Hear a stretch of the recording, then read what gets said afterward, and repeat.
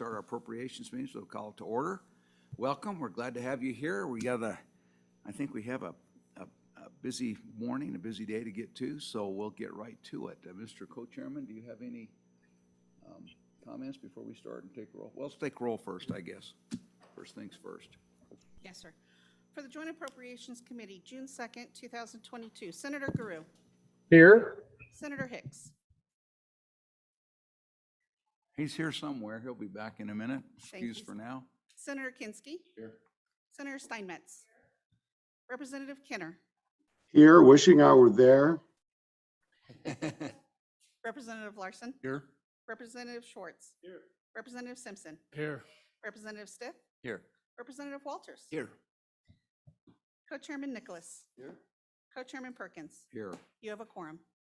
Thank you. So now, Mr. Co-Chairman, do you have any opening comments? Just a couple things. First of all, it's good to see LSO staff and everybody here.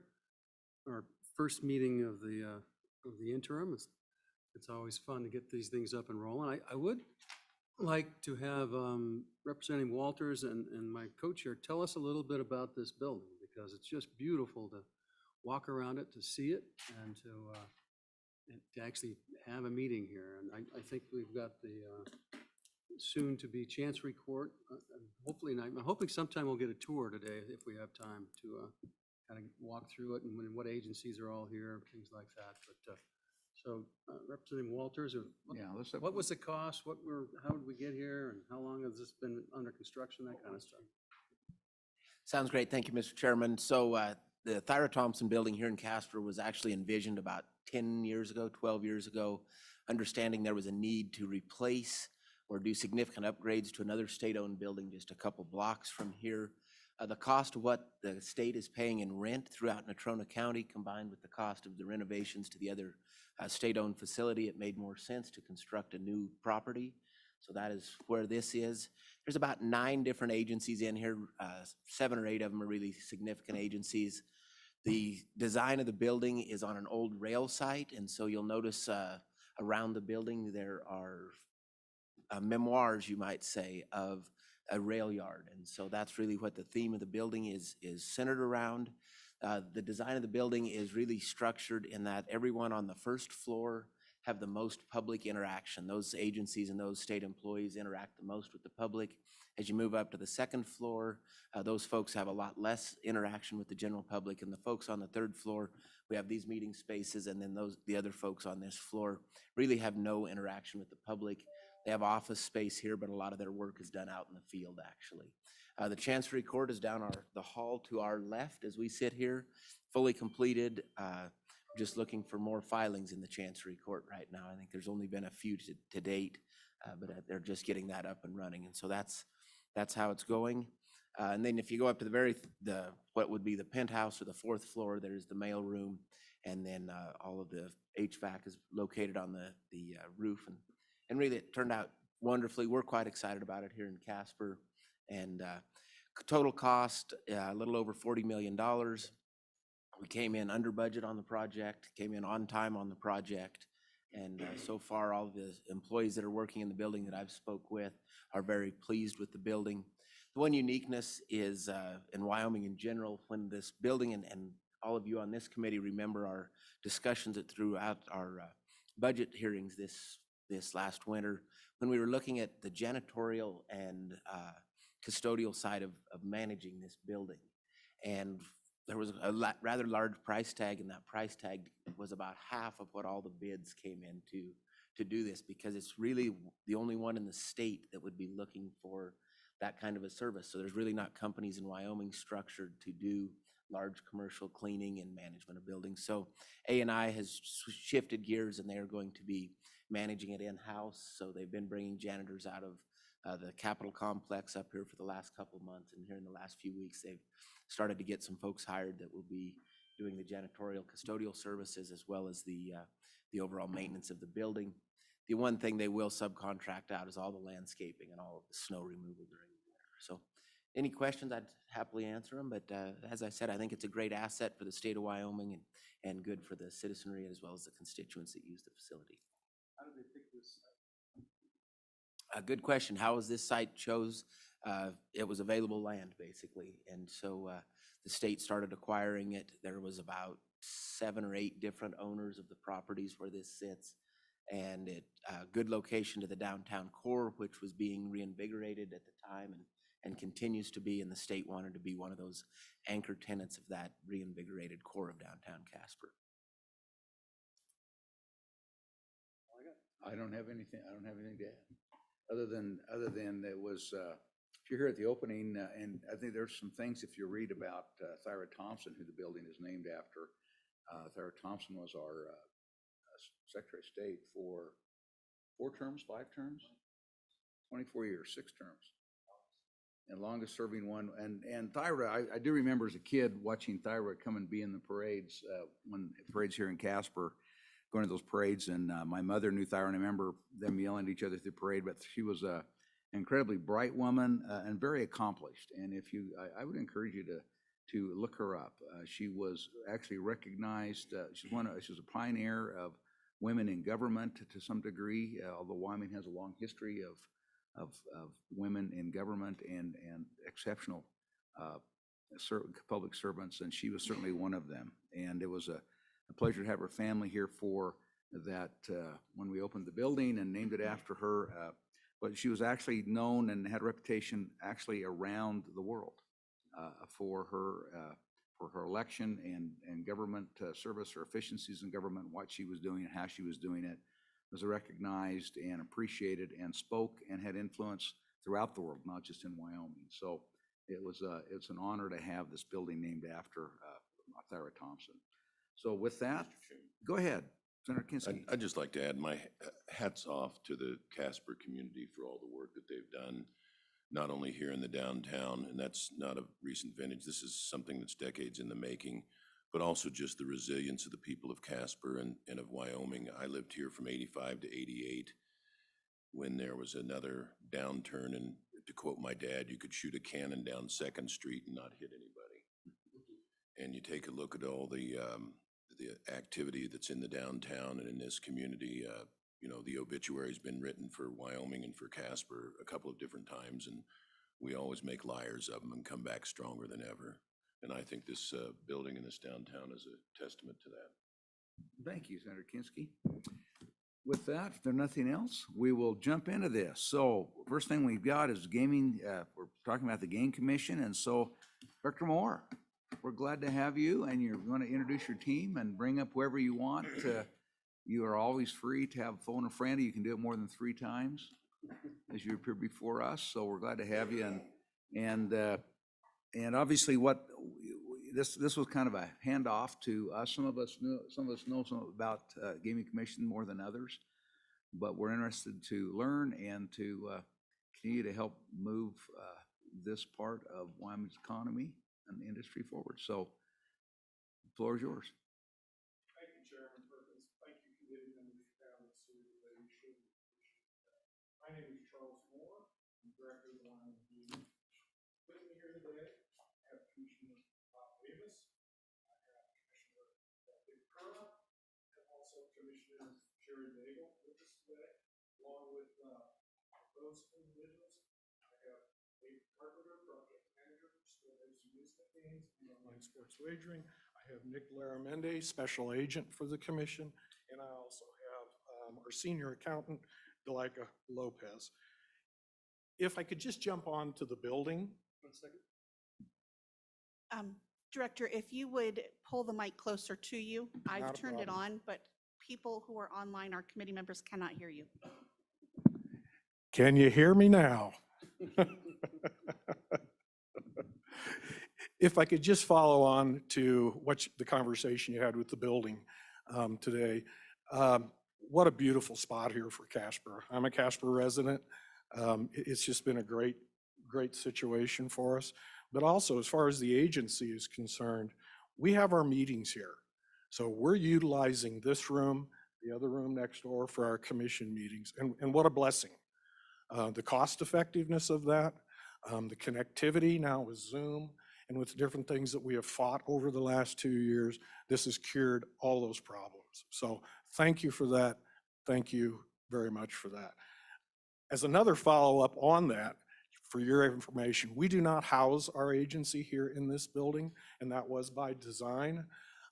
We have some partnerships with the Division of Criminal Investigation, so we have chosen at this point to stay in the building where we are at, to where we are on the floor right above the Division of Criminal Investigation. So if that question ever did come up, that was the reasoning behind that. So thank you. If I may, what I'd like to do, Chairman Perkins, would be to give a brief overview and just kind of bring you up to speed and get a little history, if I may, what's happened over the last 2 years. Sure, go ahead. Again, thank you very much. I think it's important for everyone to understand that gambling in Wyoming is illegal. I pause, except for online sports wagering, parimutuel wagering, skill-based amusement games, charitable gaming, lottery, and tribal gaming. That in itself is part of the problems. We've grown a little bit like a weed growing in the pastures, and so we have to now come back and start revisiting statutes and regulations so we have some parity. The gaming industry evolves and grows in the Cowboy State. We all need to be respectful and mindful of the consequences of our decisions and our surrounding ecosystems. The gaming industry is in constant change. The technology and the media in which it is presented is in perpetual motion and requires constant monitoring and upgrading. Additionally, regulators need to be aware that they have to be flexible and fluid in their regulation, making changes as technology races forward, not hampered by overreaching statutes or rules and regulations. For a moment, what I'd like to do is kind of go back, take a walk through history. In 2020, the Wyoming Parimutuel Commission was reconstituted into the Wyoming Gaming Commission, and skill-based amusement games were authorized with a 60-day window for authorization. The 60-day window started ticking on March 18th of 2020. I think all of you probably know what was going on March 18th of 2020, the pandemic. As I drove to work that morning, the streets in Casper were void of cars and traffic. I was propelled into a process of authorizing games pursuant to the statutes in a new world of the pandemic. I gathered my staff together on a phone call and we started the process. It was difficult at best, but we were successful and completed the process authorizing over 800 locations for skill-based amusement games within that 60 days. Additionally, we were instructed to write a gaming study of Wyoming with a completion date of September 1st of that same year. The study is still relevant today, and I ask you, if you've had the time, to please take the time and read the study. It is very relevant. In 2021, the sunset was lifted on the skill-based amusement game. Online sports wagering was authorized with the September 1st launch date, all of which required tremendous focus and resolve. And once again, we were able to embrace the challenge and hit our target dates. August 7th of 2021, while preparing for a committee meeting in Du Bois, Wyoming, we were hit with a major blow to the agency and the state of Wyoming, the infamous Scrivener's error. And thank you very much for all of you for taking care of that in the last session. We appreciate that. You may ask, why is this important? It's not to gain sympathy or an easy out. I would never expect that in anything that we do in regulating and regulation. It is to remind us all of the ethics and the get it done attitude that we have, the agency. We will make mistakes. Heck yes, we will. But we will learn from those missteps.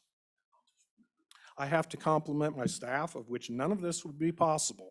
The people that are sitting behind me right now are the ones that made this all happen. And I thank each and every one of them individually for that help. Again, thank you for our time today. And if you would please, we could move into the presentation and the slide presentation that I've provided for you. Sure. if you give me 1 second to get that up and running.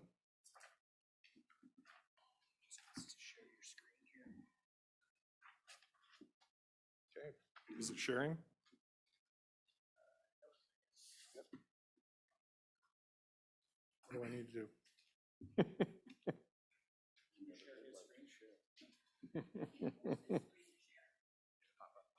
Oh, there we go.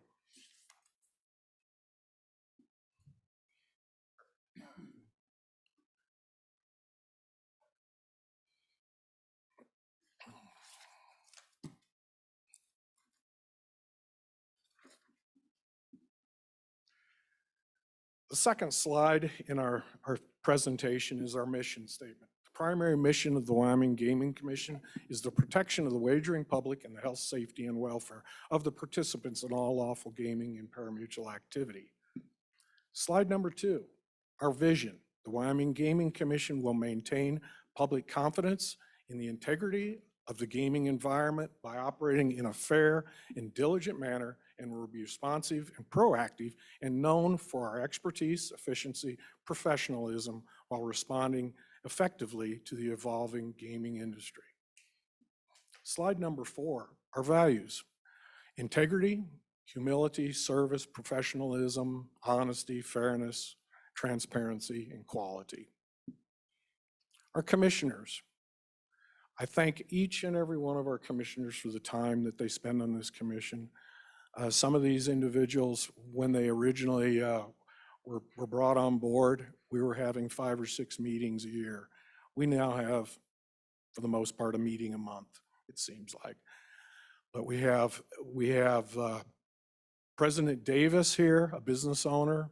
He also is involved in the ag industry. He's in the construction industry, oil and gas, and also the hospitality industry. Vice President Broussard, he has an international management degree in international business. He was an executive of the Boy Scouts of America for several years. He's now currently a ranch manager up in Wapiti, Wyoming, and manages the Triple D Ranch. Dr. Berry is a veterinarian from Buffalo, Wyoming, and has a practice, and also in his time off, enjoys roping and doing a lot of other outdoor activities, hunting and fishing. Cactus Cavello, bank president in Torrington, Wyoming, with extensive experience on boards and commissions in several other parts of the state. Dick Curra, retired law enforcement, 30, 40 years? Enough years, thank you, enough years. Currently retired, and what a great asset to have that law enforcement background. Sherry Daigle, again, who is with me here today, retired now, was with Teton County, or the Teton County Clerk's Office for a number of years, and has worked on several projects throughout the state with the legislative branch as well, and doing things. Reuben Rittenholler from Upton, Wyoming. Again, a rancher, but a business owner as well, and involved in the rural electric programs throughout the state. Jenny Wildcat comes to us with a lifetime of regulatory experience in the gaming industry, an incredible asset from Lander and Riverton area. And then finally rounding out, retired police chief from Rock Springs, Wyoming, Dwayne Pacheco. Dwayne Pacheco has been past president of the Wyoming Sheriffs and Chiefs Association, and former retired from the Air Force as well, and brings his experience. So it's important to understand these people, while some of them do have horse racing experience, they have business experience. And without these folks, we couldn't make this happen. Mr. Chairman, Go ahead, Senator Kinski. I just don't want it to go without remarking, not shown as your liaison from another very famous Wyoming horse racing family, which is Mr. Schiffer. Yes. Yes, Senator Perkins, or Chairman Perkins, Senator Kinski, yes, thank you very much for that, and I appreciate that. And we're going to make sure we correct that on the next slide presentation that we do for anyone.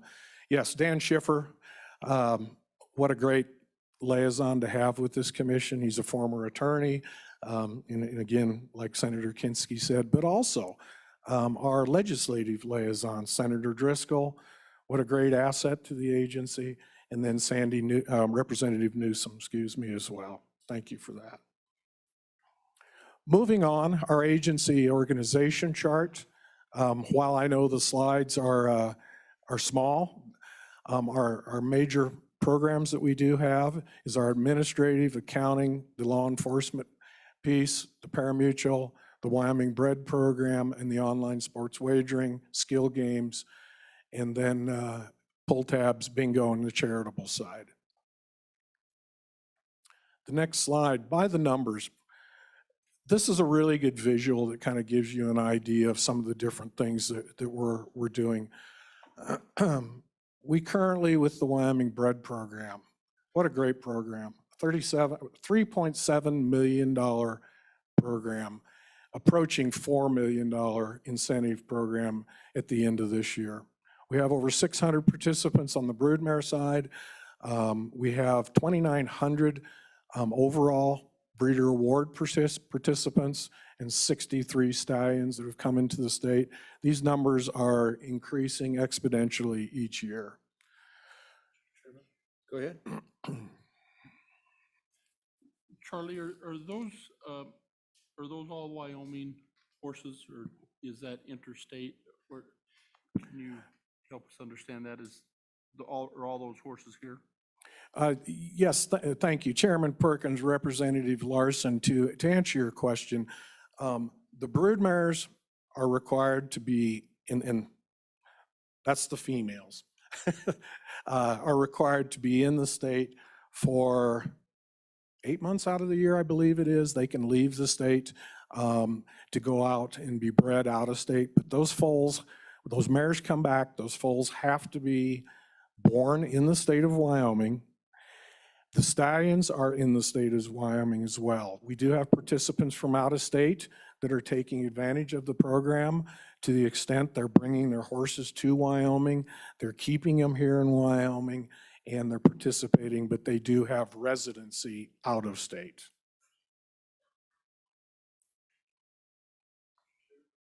Go ahead. Thank you, Mr. Chairman.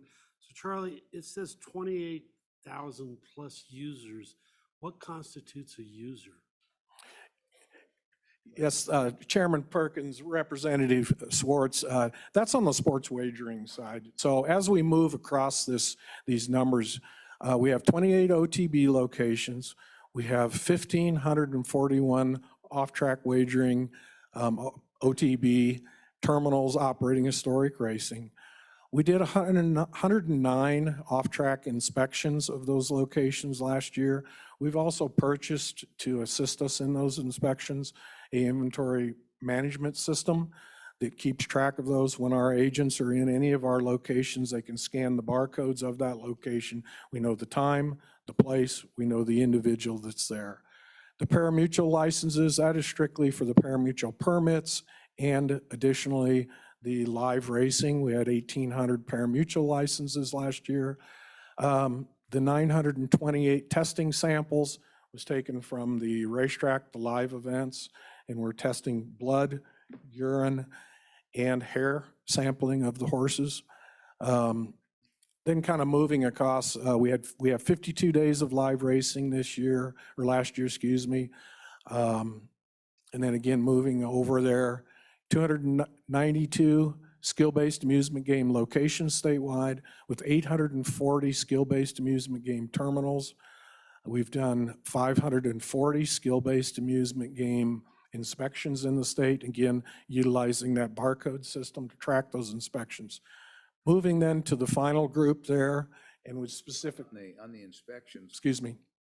so you've got 200, so what's an inspection? You've got 292 locations, but you've got 540 inspections. So are we doing those twice a year, or is it, help us know what an inspection is. Is that like looking at one terminal, or help us understand what an inspection is? Senator Perkins, thank you for the question. Those inspections we're trying to get into each one of these locations each month. So some of those inspections are generated by renewing stickers. Right now, we're putting new stickers on. We're in the renewal process, so those inspections will go up. Our agents are going into these locations, walking in and looking at the terminals, making sure they have the proper stickers on those terminals in place. And then additionally, while they're in there, and this happens with the off-track wagering location machines and the skill-based amusement game locations, they're also reviewing the computer signatures and verifying while they're in there that that signature that has been authorized for that machine, which is the activity on the machine, matches up with what we have on file and making sure we have the appropriate games. A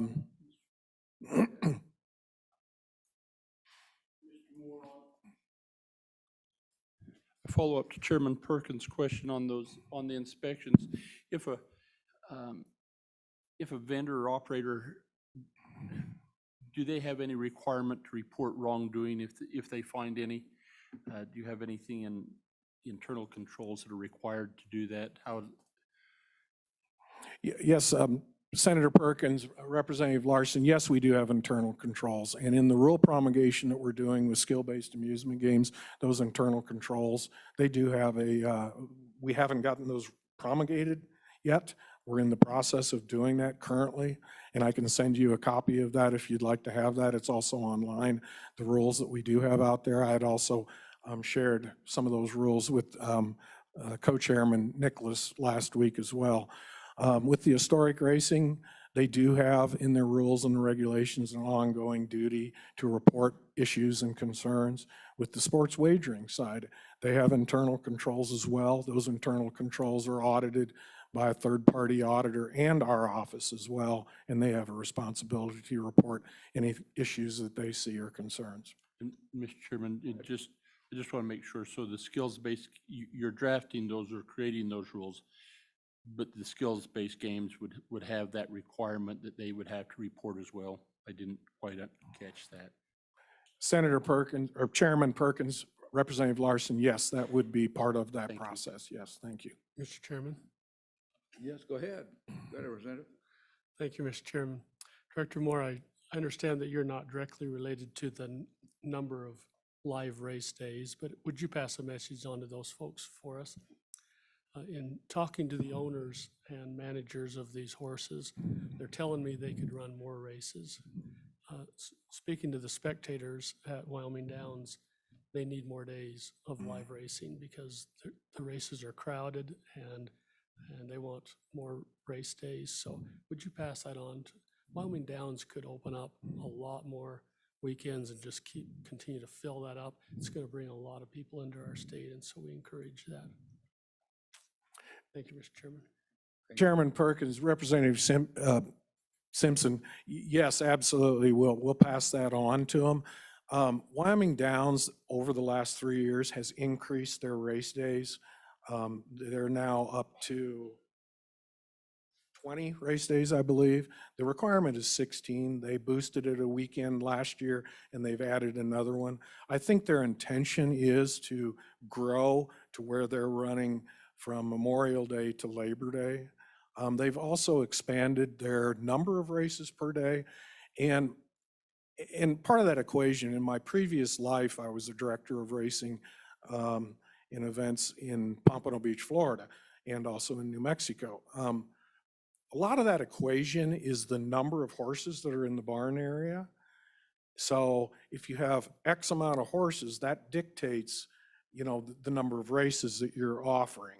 So currently, we are not seeing a lot of horses that are being excluded from the racing events at Wyoming Downs, nor are we seeing that at Wyoming Horse Racing, nor are we seeing that with 307 Horse Racing. In fact, what we are seeing is maybe a bit of a shortage of horses out there currently. Now, Wyoming Downs does have the pleasure of having a large amount of horses coming from Idaho and also Utah.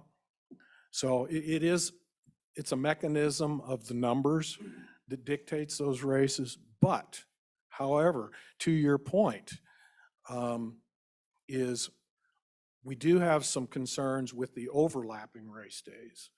The commission 2 years ago, I believe, finally decided that we didn't want to get in the way of business by telling people, hey, you can't overlap, you can't do this. You know, if you have a business that you feel like is best utilized by running here to here, that's not for us to get in the way. It's for us to regulate, not get in the way of that plan. So now with the overlapping race days, some of the opportunities for some of these people, you know, you can't just run a horse on a Friday and back on a Sunday. You can't just run him back necessarily the next week even as well. So you have to figure out your placement. But again, to your point, the three operators need to work together better and come up with their, what they call stake schedules, which is their higher profile races, the breeders' races and some of those, and schedule those races a little more in tune with what the horsemen are needing and wanting. So those are spaced out through 3 different racetracks. I hope I didn't get, that was the long answer to maybe a short question, and I apologize for that. Anything else? Okay. All right, continue. Moving on and finally addressing Representative Swartz's question with the online sports wagering. We currently have 6 operators, of which three are currently operational. The other 3 are in the process of. We have 43 online sports wagering vendors. And then the unique users, those are the individuals that are logging in and participating in online sports wagering. It's not the number of wagers being placed, it's the number of users that we currently have. And it is in a growth, it is growing, so. Go ahead, Mr. Larson. Thank you. On that sports betting, as I listened to that, I just wondering, how do you require require them to have a reserve amount on hand to pay out all bets placed? Can you walk me through that just a little bit? And is that kind of consistent with how you do it in the historic horse racing or other forms of gambling? Senator Perkins, Representative Larson, if we go too far into this, I will probably hand it over to David, which he's the expert in the room. But with historic horse racing, we have a $100,000 bond that they are required to have in place with historic racing. And we have no requirement for the reserve amount. They have a bond, but also with historic racing, those funds are held and in a pool, in a separate segregated account. We don't call it a reserve, but those funds are held there in place until the time it's paid out and are segregated. With the sports wagering, the reserve amount is calculated on their, maybe I will pass it on to David if you don't mind to explain that. David Carpenter. Good morning, Chairman Perkins, Representative Larson. Thank you for the question. So the reserve requirement for sports wagering is a minimum of 25,000. From there, I believe it's, and I haven't actually looked at this in a long time, but I want to say it's 10% of the net proceeds.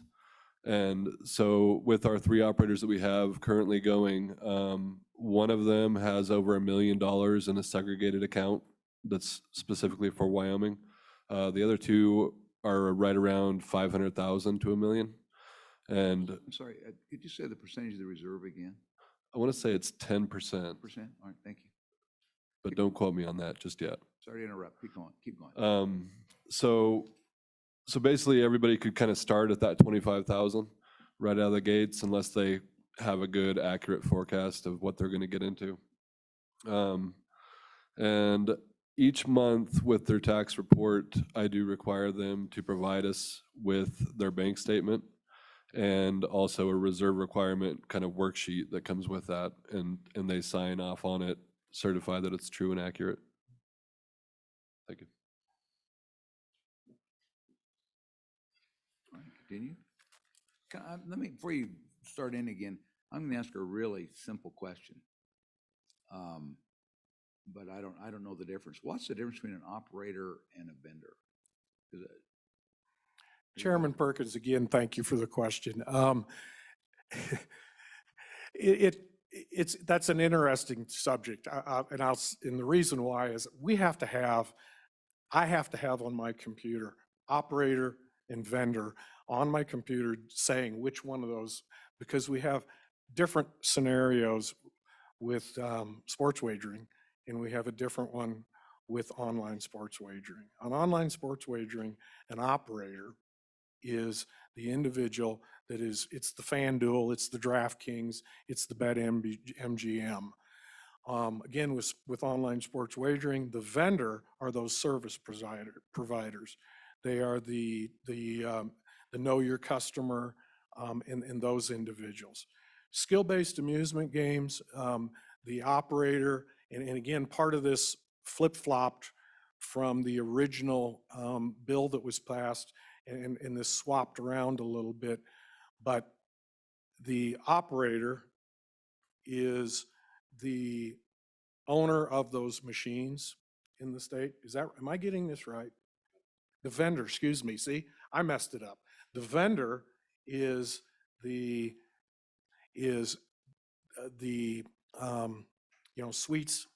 Sweets Entertainment, Cowboy Skill Groups. Those are the vendors. And then there is no operator license, there's the vendor license, which those are the establishments. And I messed that up. It was not as easy of a question as you thought, sir. So, I mean, so I'm still confused, but maybe that's the issue. There's a lot of confusion between that. So, I mean, I get the DraftKings. I mean, and if it's, I mean, you said, and maybe I misheard, but as you reflect on owners of the machines, when we talk about those machines, what are we talking about? I thought this was the main thing for online sports betting, or I guess with your computer terminal here.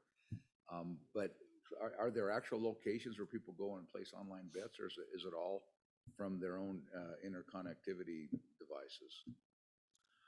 Chairman Perkins, thank you for the question.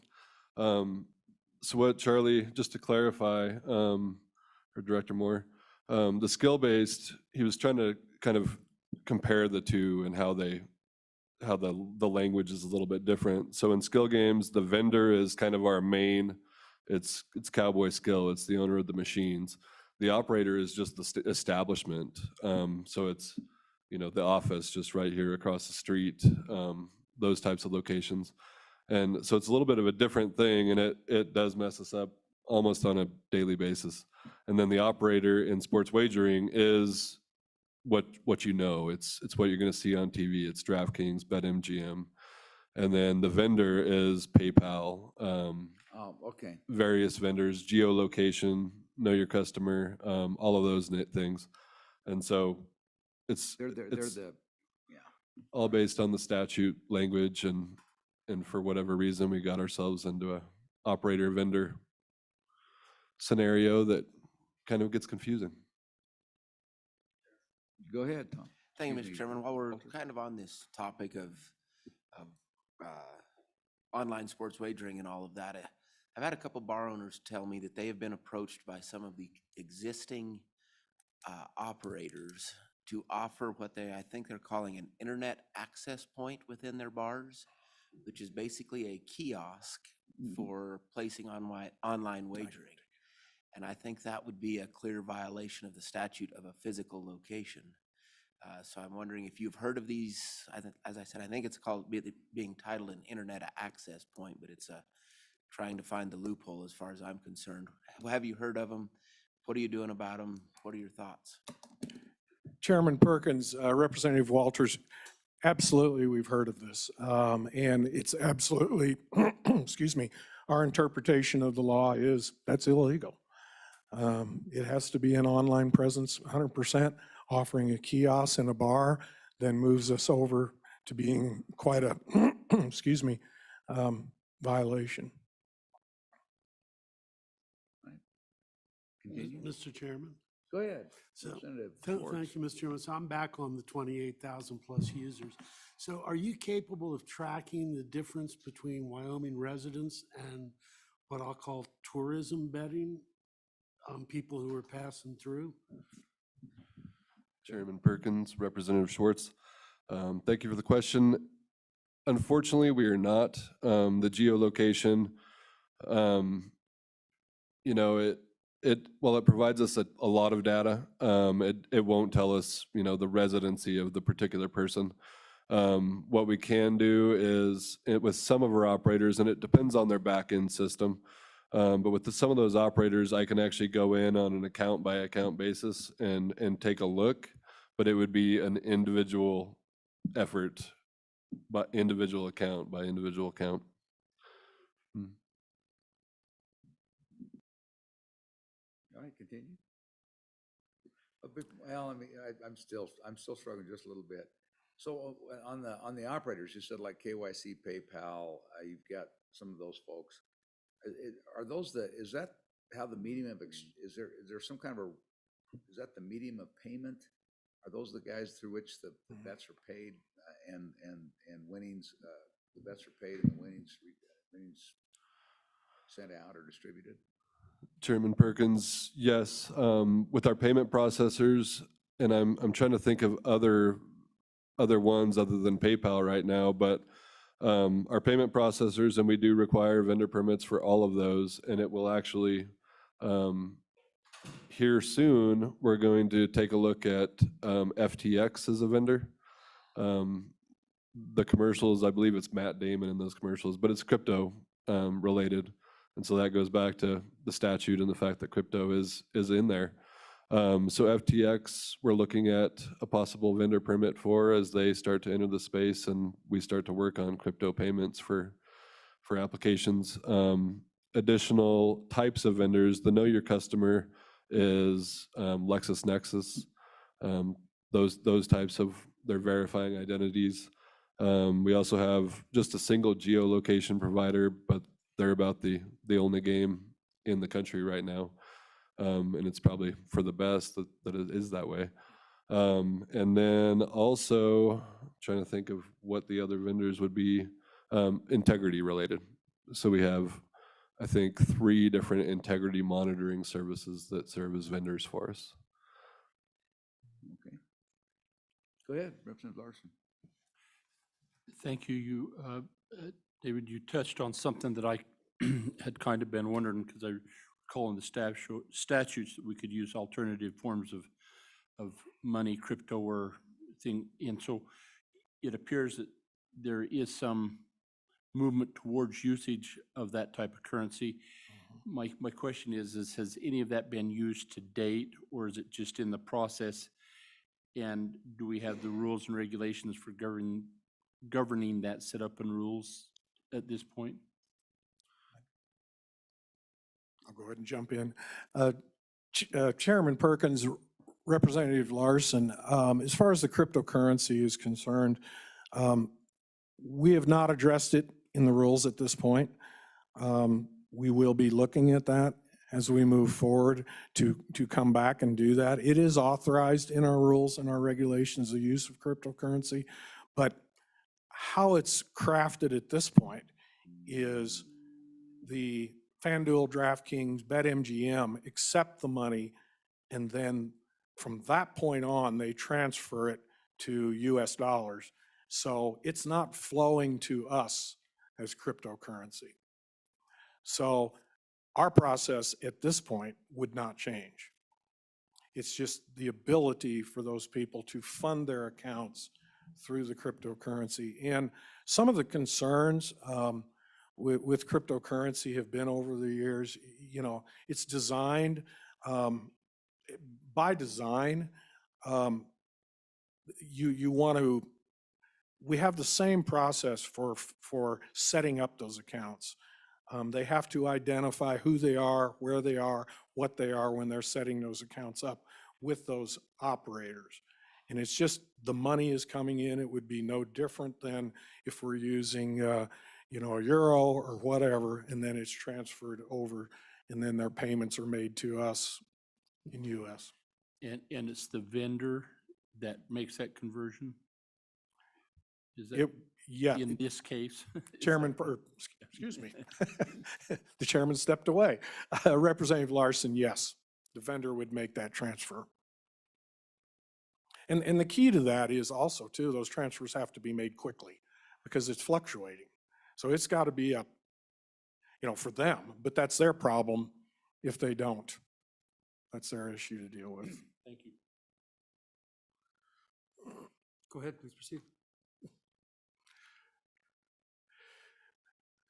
Thank you. Moving on, and some of these slides that we have, the remainder of the slides we may go through relatively quickly. To touch on the Breeders' Award Fund, what a tremendous program. On the slides, you can see there since 2014 to where we are in 2021, and we're approaching, I think the program will probably tip over $4 million in this next year with the activity. So what a great program. It incentivizes the breeding, expansion. We have individuals throughout the state that are building barns. They're putting hay in those barns. They're building, and it's phenomenal what it's done. Here in the last couple of years, we have lost a couple of our very prominent breeders in the state, and it's a very sad situation. But the beauty of the program, they saw, this is a vision they've had for 20, 30, 40 years of developing their horse racing program, and they saw the success before they passed. So, kudos to the state of Wyoming. Also, kudos to the way it was structured in the original legislation that Senator Schiffer worked on, and a lot of you worked on with the historic racing, excuse me, and what it's done not only for the state, for the cities and counties with historic racing, but the Breeders' Award program. Our parimutuel events, simulcasting and live events, we'll move through that. Advanced deposit wagering. If there's no questions on that slide, we'll move on. Parimutuel historic racing. As you can see from the numbers there, so far this year, there on the second from the right, you have 2022, and that data is through April 30th of this year. It's increasing year after year. We did have a downturn, obviously, in 2020 due to the pandemic, and then we saw a surge after in 2021. And again, one of the things that we always need to be cautious of when we are speculating or looking to the future of the gaming revenues for the state of Wyoming, we have to look at the pandemic and then the bounce back, and then see some leveling off. And with online sports wagering, we've only been at this since September of last year. So to speculate where it's going to be in another year is virtually impossible other than growth. Historic racing as well, and skill-based amusement games with the pandemic taking the data. We expect that it will expand in the revenues to the state and to the agency and to the cities and counties will increase across the board. Skill-based amusement games. Here's our most recent data on those. We're making those distributions. We did get a little behind on our distributions. We had noted from the 2020, we underpaid. We went through an audit. We've got those corrected now. We're in the process of completing our audit of the 2021 skill-based amusement game activity. That should be completed next week, I'm hoping, or the week after. Once that audit is complete, we are on track to get that to the treasurer's office for those transfers and get those done before the end of the biennium. And that is our focus, to get that. Mr. Chairman. I watched the Mr. Moore, I watched the presentation you made in Lander to the Revenue Committee, very similar to what you're doing today. And when we got on this skills-based amusement game, there was some conversation relevant to a statement you made earlier on the legislation that said that the cap was lifted off from skills-based games. And as I watched that again the other night, and there's certainly some legislators that disagree with that. So could you just kind of bring us, review that and bring us up to speed on why you would say what the conflict is? And I believe that was an amendment that some were interpreting to say that the skills-based games couldn't be expanded. And then you're saying that you think that there was something, whether that was a letter or what, that allowed those games to be expanded, just so that we have our head around that a little bit. Chairman Perkins, Representative Larson, again, thank you. The way we were is the interpretation of the Attorney General's office on the legislation that expansion is authorized.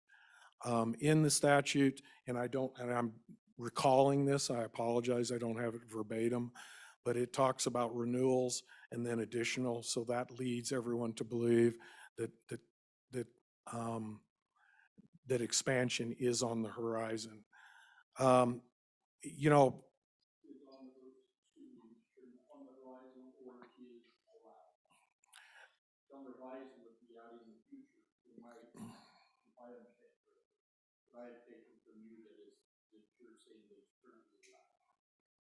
Chairman Perkins, Representative Larson, correct. And the reason on the horizon is correct is the agency has made the determination that until we have rules in place, expansion is on hold.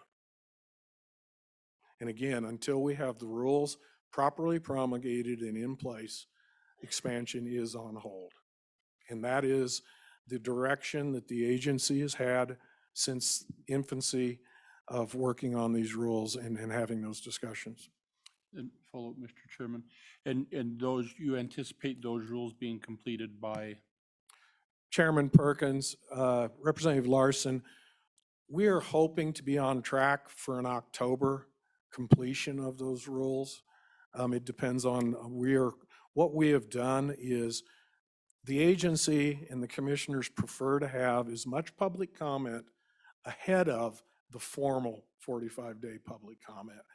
We prefer to interact and work with the public ahead of that final public comment and flush out all those issues. So that's where we're at right now. We are still holding stakeholder meetings. We've had several meetings regarding it. We're still making tweaks to the rules. And then once we have that final set of rules that we feel comfortable and hopefully the public feels comfortable with, then we will submit that to the governor's office. He will potentially authorize us to move forward at that point, and then we will start that into the public comment. Once we've received additional public comments, we will respond to those accordingly. And if we need to, we will make, if they're non-substantive changes, we will be able to make those changes and then continue on. If we have any substantive changes, then we have to obviously, start over again with the process. Again, if they're non-substantive, then we'll move forward with those final adoptions, and then those will go to LSO for their review, for their attorney's review, for you all's approval, and for the governor's approval. And once the governor has signed it, they'll be promulgated. And we're looking at October, November date. As you working on those rules, there's a couple of components there that we talked about in the legislature. One was for the counties to opt in or opt out. Can you kind of give us a feel of what you're leaning towards there? And then also the access, having where those are located in a facility, in a location, so that minors or children don't have access. I think that there's been some interpretation of that rule a little bit too, that says as long as it's marked and there's really no physical barrier there. I'm just trying to get the committee upgraded on what your thoughts are on that. Yes, thank you, Senator Perkins, Representative Larson, and thank you, committee members. With the designated areas, in our rules that we are working on promulgating, for locations that are not statutorily limited, liquor licenses, things like that, that's not really the issue. It's for the locations that maybe don't have some sort of overreaching statute that limits the underage. So what we're proposing in our rules is half walls, and in really cordoning off those designated areas. But additionally, we look at, and we have language in there for a pop-up locations, for temporary locations, and keeping away from that, not allowing for that. You know, there was a proposal that that we had heard about. Individuals were thinking that, well, they would be able to, through Eastridge Mall, let's say, set up 4 machines.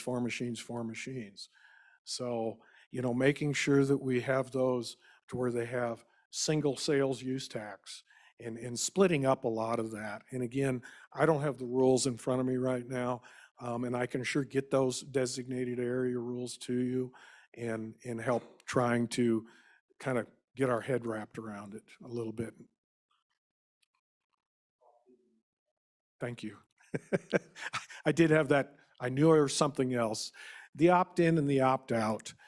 At this point, I question whether we have the statutory authority to do that.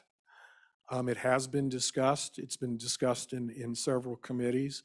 With the historic horse racing and the horse racing, it's an opt-in. And so they do have that requirement. And to be very honest, it's a very helpful requirement for us. It's a good thing to allow for that individual community's involvement. Do they want to have these types of activities?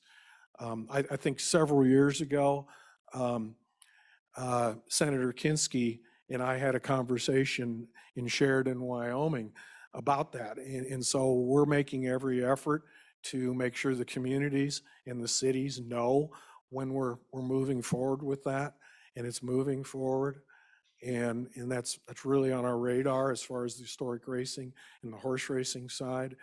Again, back to your question with the skill games, there is a question whether we have that authority for those counties, those communities to opt in or out. Currently, there's nothing, and so the games could expand. One little piece, as far as the expansion goes, we're looking at potentially 1,400 additional locations statewide once the rules are promulgated. That's a large number. We're preparing for that number, trying to prepare for that. And there's some dynamics with that makes it tough. If we get additional licensing in that type of a volume, we have a 60-day window that we have to get those reviewed and turned around. It was tough doing a 60-day window with 800 plus locations. So I think we'll have a lot of temp services helping us potentially, or AWACS.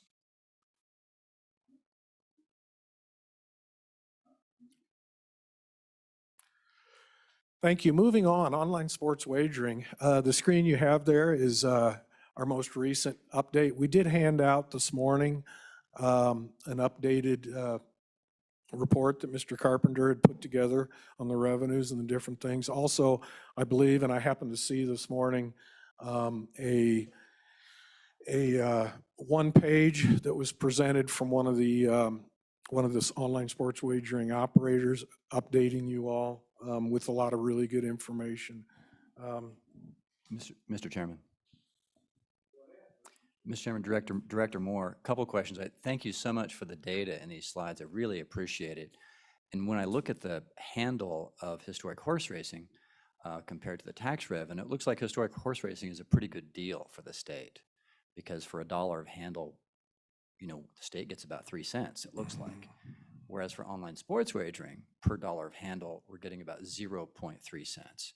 So historic horse racing generates 10 times the tax revenue per dollar of handle that online sports wagering is generating. Would you agree with that, that's what the numbers show? Chairman Perkins, Representative Sith, that is a good analogy, what you just said.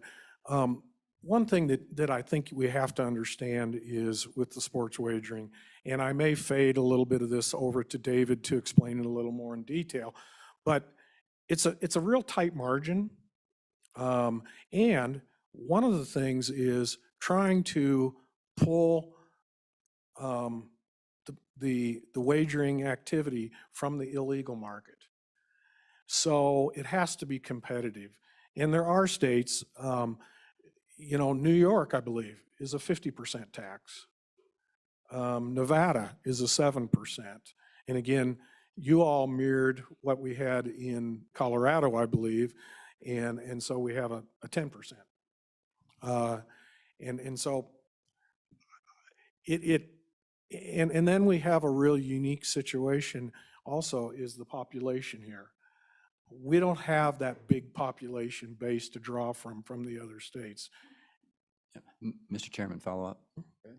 So, Director Moore, it's my understanding right now that the online sports wagering companies are allowed to deduct the full face value of the promotions. Mm-hmm. So if they give you a $100 free bet, they deduct that $100 from the revenue.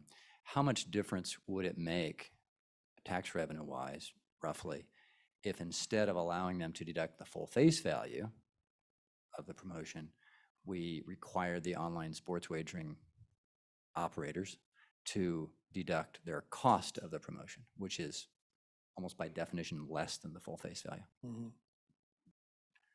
Chairman Perkins, Representative Sith, I think I'm going to pass this on to David Carpenter to answer some of these questions. And then there is a follow-up of a proposed idea that I would like to follow up on that with. Go ahead, Mr. Carpenter. Chairman Perkins, Representative Stith. So what you said about the cost at face value, I don't think that they are writing off the full face value. I think it's based on the wins. So if you were to lose that bet, it would just be zero. And when you win that bet, then obviously that money, if it was a minus 110, then they'd have that $100 free bet back in their account, and then the $90 that they won on top of that. And so that 90/90 would be, it would be the 190 at that point would be written off, or the 100 anyway, and then the 90 would be the winning on top of it. So yes and no. I think there are some things that you could do with promotions and free bets, but again, it really is about getting those guys off the illegal markets as much as anything. And I think it's important because it's still out there. And if you look at some of the Google trends on, some of the operators that are offshore that still exist here, they trend almost in the same way as a DraftKings or others. And so we need to try to work on that. Mr. Chairman, Go ahead. final follow-up. Slightly different topic, but we talked about negative revenue carryover. Did the online sports wagering companies, did they make an extra tax payment to cover their shortfall from not having paid their full taxes for November of 2021 because they did negative revenue carryover? Or is that issue still pending? So negative revenue carryover is still what we're practicing. I wish I would have been able to provide you with the Attorney General write-up on that. They're a little short-staffed, and so we still are waiting on something. They still believe that negative revenue carryover is allowed, to my knowledge. Just to give you an idea of the type of number that we're talking about, those initial two operators what it would have amounted to, I think, was about $12,000. Our third operator, given that they came in just a couple months ago, kind of in a low betting cycle, if you will, they've reported 2 months now, and they are still, as you can see, they're still negative right now. I worry that could go all the way into football season before we actually get into that. Mr. Chairman, so if there is an Attorney General opinion letter on the negative revenue carryover issue? No, we asked them to write one up. They are short-staffed and have been unable to do so, but they have given us verbal confirmation of that. Chairman Perkins, Representative Sith, in communication with the Attorney General's office, and as of last week, there is no written document as far as that goes. And the way we've looked at it is, we did what the statute said, which was to look at industry, look at the other states, and adopt those practices. Then the commission held stakeholder meetings and gaining input. Then we continued on. The commission then held several public meetings and presented our request to the governor's office. The governor and council had reviewed the rules and the regulations.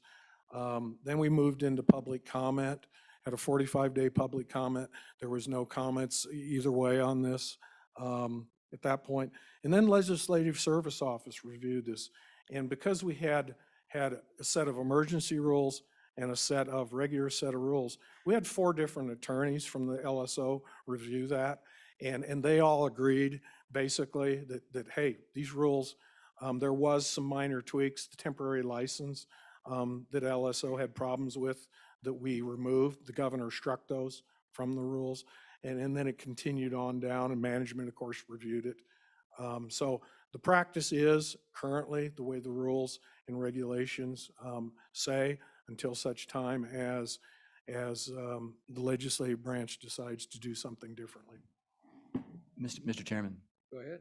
just as a follow-up, let me express my unhappiness with that, because I was in the room in February of 2021 when we specifically made the amendment to the bill to not allow negative revenue carryover, and it quite surprises me that the agency and the Attorney General would say it's okay. I mean, I know the dollar amount's not significant, but it disturbs me, I guess, right?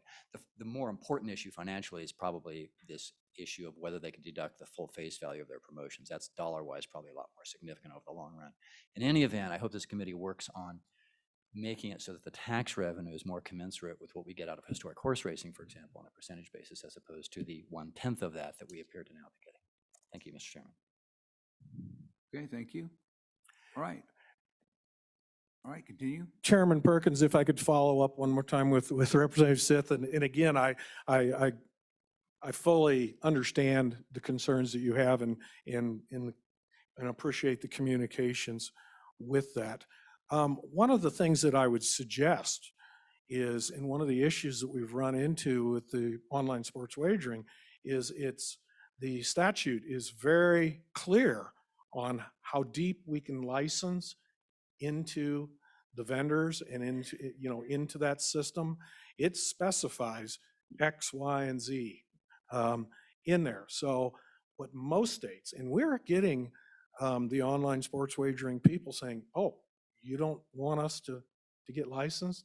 You don't want us to pay our fees? We don't. It's very clear. So maybe an alternative to add on to some of your concerns would be to allow us to license deeper. We don't need to go crazy, but just license a little deeper to maybe compensate for some of the losses at some point. I know they're 2 different subjects, and they're fundamentally, different discussions, but maybe that is an opportunity for this committee to consider. Go ahead, Ms. Co-Chair. So on both those issues, Charlie, I think it might be helpful if you can put together a memo on those so we can do a little deeper dive onto both those issues. to come to a resolution and propose legislation to address them. I remember the same conversation, and so it sounds to me like a problem that we need to fix. So help educate us so we can go down the right road in that regard. Thank you. Okay, thank you. All right, continue. And Chairman Perkins, to follow up a little bit maybe on what Co-Chairman Nicholas had just said, I would propose additionally that, look at the statutes, allow myself to work with LSO and just kind of look at it and come up with this is what we're finding here for skill games. This is what we're finding here with horse racing. This is what we're finding with online sports wagering, because it's very difficult for you all. You're sitting there, you think you've got it all covered. I mean, I'm speaking to the choir, you understand this. And then the real world application. Some of the mays that we have, or shalls, excuse me, that are you shall, should be mays and give us some of that limiting maybe abilities. And to speak to that even is, another thing we're looking at is giving us some of the authority to potentially have a Class A and a Class B type racing events, to where if you're here, there's some opportunities. If you're here, you're still working within the same world, but maybe you don't have quite, and how to figure that out, I haven't figured that piece out yet, but it's done in a lot of racetracks and jurisdictions around the country. Work with some of that with the skill games, work with that, and work with LSO on those and get those changes. Again, now that we opened this box just a little bit, we have fingerprinting issues that I need to get to you as far as our background checks. With the language that we currently have, the FBI had issues with it. I had brought it to the attention of LSO last year. The reviser's bill had part of that fix in there, and then the reviser bill didn't go through. And so we need to address that. And I will get that information to you as quickly as possible so you can understand that. And what it's done, shortly after, well, it was right around the same time because LexisNexis was the one I think that came up with the, oops, we have a Scrivener's error. And along with that, then the feds saw that there were some inconsistencies in the language. We had a 30-day window where the FBI had told us that we have a problem here. And we were stopped doing background checks at that point. We negotiated along with Division of Criminal Investigation. We spent several hours back and forth. And, at best, working with the federal government is difficult. And so trying to get that corrected language is problematic because each time they'll say to us, well, it looks good, but we have to run it up the flagpole, and the flagpole takes 6 months to figure out. And they won't give us necessarily the language that we need. They want us to come up with it and then move forward. But they gave us a reprieve, and we are doing background checks with the FBI in that. But that goes away July 1st of 2023. And I will provide that information to you. Yeah, So this is a hot fire. I think that, I think that goes right along with what the co-chairman was asking for. I Absolutely. mean, if you can get that, work with LSO, I mean, we want to, our mission is to try and work on this and help to get it a little bit more operational. And so we want to do that. And so in the response to that, obviously working with LSO is fine. That'll help with, and you can work with them to get whatever materials you want, but ultimately, we're the ones that need to figure that out and need to know understand it and be able to work on what those fixes might be. And, I'll just say this about the working with the federal bureaucracy is really difficult, apparently, unless you're a parent appearing at a school board, which then you can be designated by the FBI, and then all that can happen within about less than 30 days. But getting more important stuff is a little bit more of a problem. But anyway, So we appreciate the roadblock that you run into. Maybe if we have more, if we can throw white supremacy or something else in there, maybe we'll elevate it on their radar. But anyway, thank you. Yeah, just Charlie, one, oh, excuse me. I mean, we need to wrap up pretty quick, but give us a little update. You know, we have allowed you to increase your staffing, do certain things. Tell us how that's moving along, moving forward, and how's your operational side functioning? Chairman Perkins, Co-Chairman Nicholas, it's working really well currently. We're moving our AWAC positions into the FTE positions that this committee authorized through our budget process. We are, at the time, you asked the question in JAC, are you sure this is, you questioned on the one position or two positions I had, and the governor had made the recommendation to deny it. We're finding that we do need some additional staffing. We will be coming forward through the supplemental budget with some of that. And where we're at is looking forward to to not only bingo and pull tabs, which are back on our plate again now after the Scrivener's bill, but also the expansion of skill-based amusement games and those things. We're going to need a full-time licensing person, and we have one, but currently, but are doing other duties, so we're going to be doing some shifting. And then additionally, we're looking at potentially asking for some AWACs as far as inspections, boots on the ground.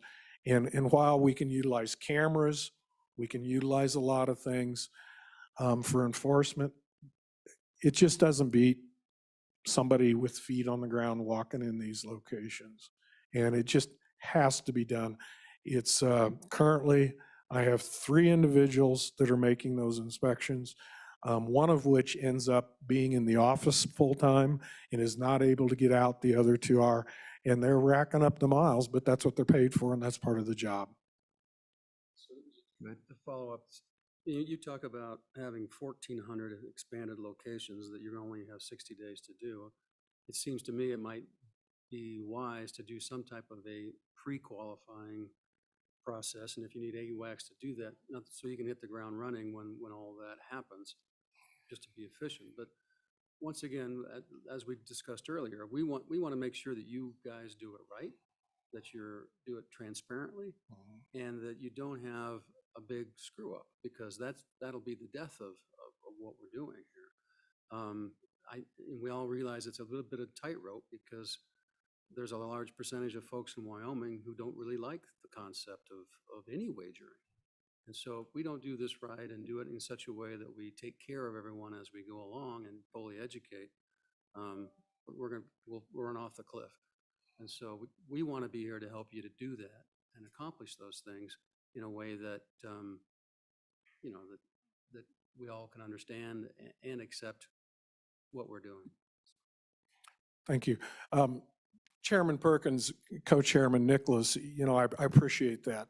And I also appreciate the personal communication that you can have with me at any point in time and discuss any of these issues, getting in front of you in these committees, whatever you need. And my focus is your focus. And I think vice versa on this. We don't want a mistake. As you had said on our phone call the other day, you were surprised with everything that's been going on with us. It has been a scramble, and I appreciate that you all know that. But I also remember sitting in JC at the Jonah building when the 2 of you looked at me, Co-Chairman Nicholas and Larson, and said, "We're here to support you." And I've heard it from others as well too, because we're in this together. So thank you. Okay, thank you. And all right, is that wrap it up, or we got more to do? If you'd like to wrap up, I'm ready to. Well, I think we are. If there's something else that I think we've got some ideas about where you're at, some of the problems. I think we've got a way forward. I think we've got we'll talk about that a little bit more this afternoon when we kind of wrap up on other things. But I think, we're very interested in looking at just what you said. Where Mays are messing us up, if there's a little bit of more authority, why that's important, what that would do, and what ill that prevents, or can prevent or either cure. Those are the types of things we're trying to figure out. So we appreciate that, and we want to get to work on it. So thank you. Chairman Perkins, if I may just ask a question, there's been the discussion about changing us in our umbrella agency, looking at the Department of Revenue, and is that as a piece? Is that a discussion you're wanting to have yet this morning, or is that for another day? I think that's for another day. I think Mr. Co-Chairman, do you have any feelings on that? I would just say, why don't you give us a 30-second rendition or a minute rendition of what your desires are and why, so that then we can then, as we move forward for our next meeting, we can kind of organize that. Chairman Perkins, Co-Chairman Nicholas, 30 seconds on this one is, I think it's relatively simple. I think, first of all, the discussion has already started with the Department of Revenue, but also with Division of Criminal Investigation, with the FBI.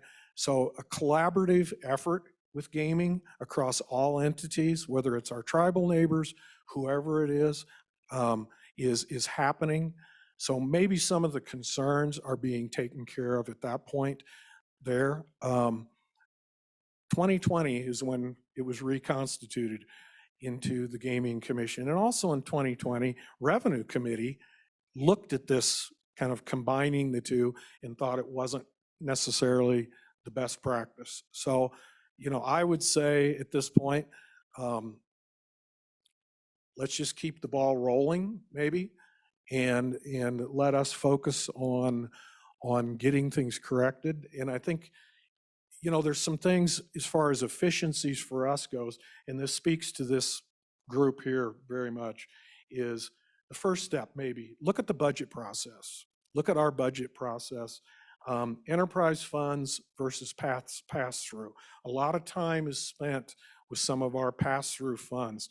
And again, that would be, you and David or Mr. Hibbard have a discussion on that. But we're putting in budgets, funds that are, it's a pass-through. It goes somewhere else. It's not a state agency dollars and cents, and that would simplify that. Then the next step would be ease of transfers, ease of moving this money.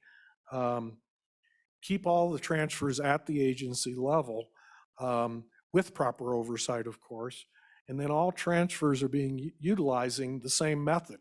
So Historic Racing has basically the same methodology.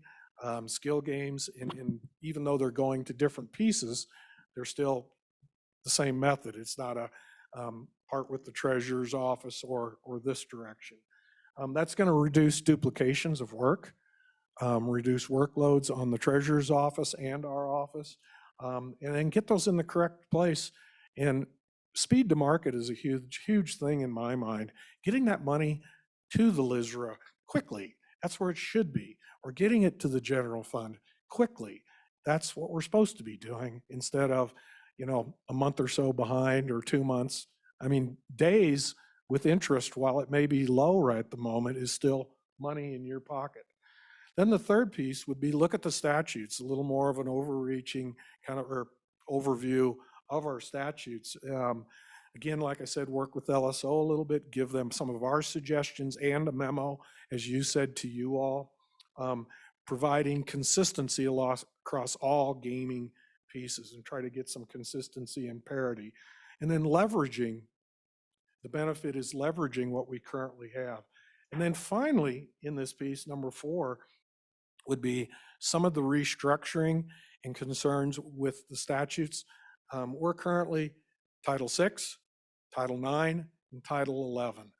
If we could push them together into one spot at some point. Again, those are discussions that are pretty broad and big discussions, but that would be more like the 5-year plan.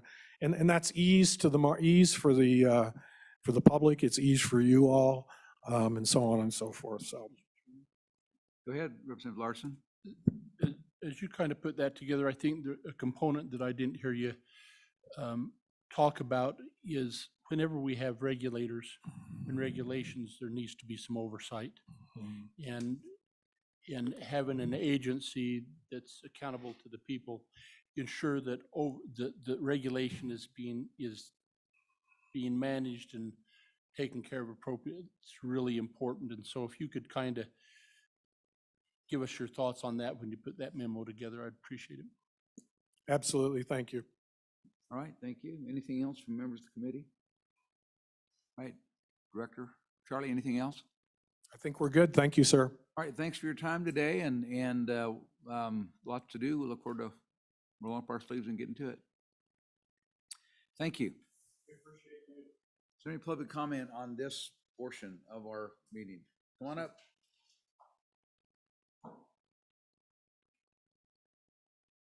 The masked man.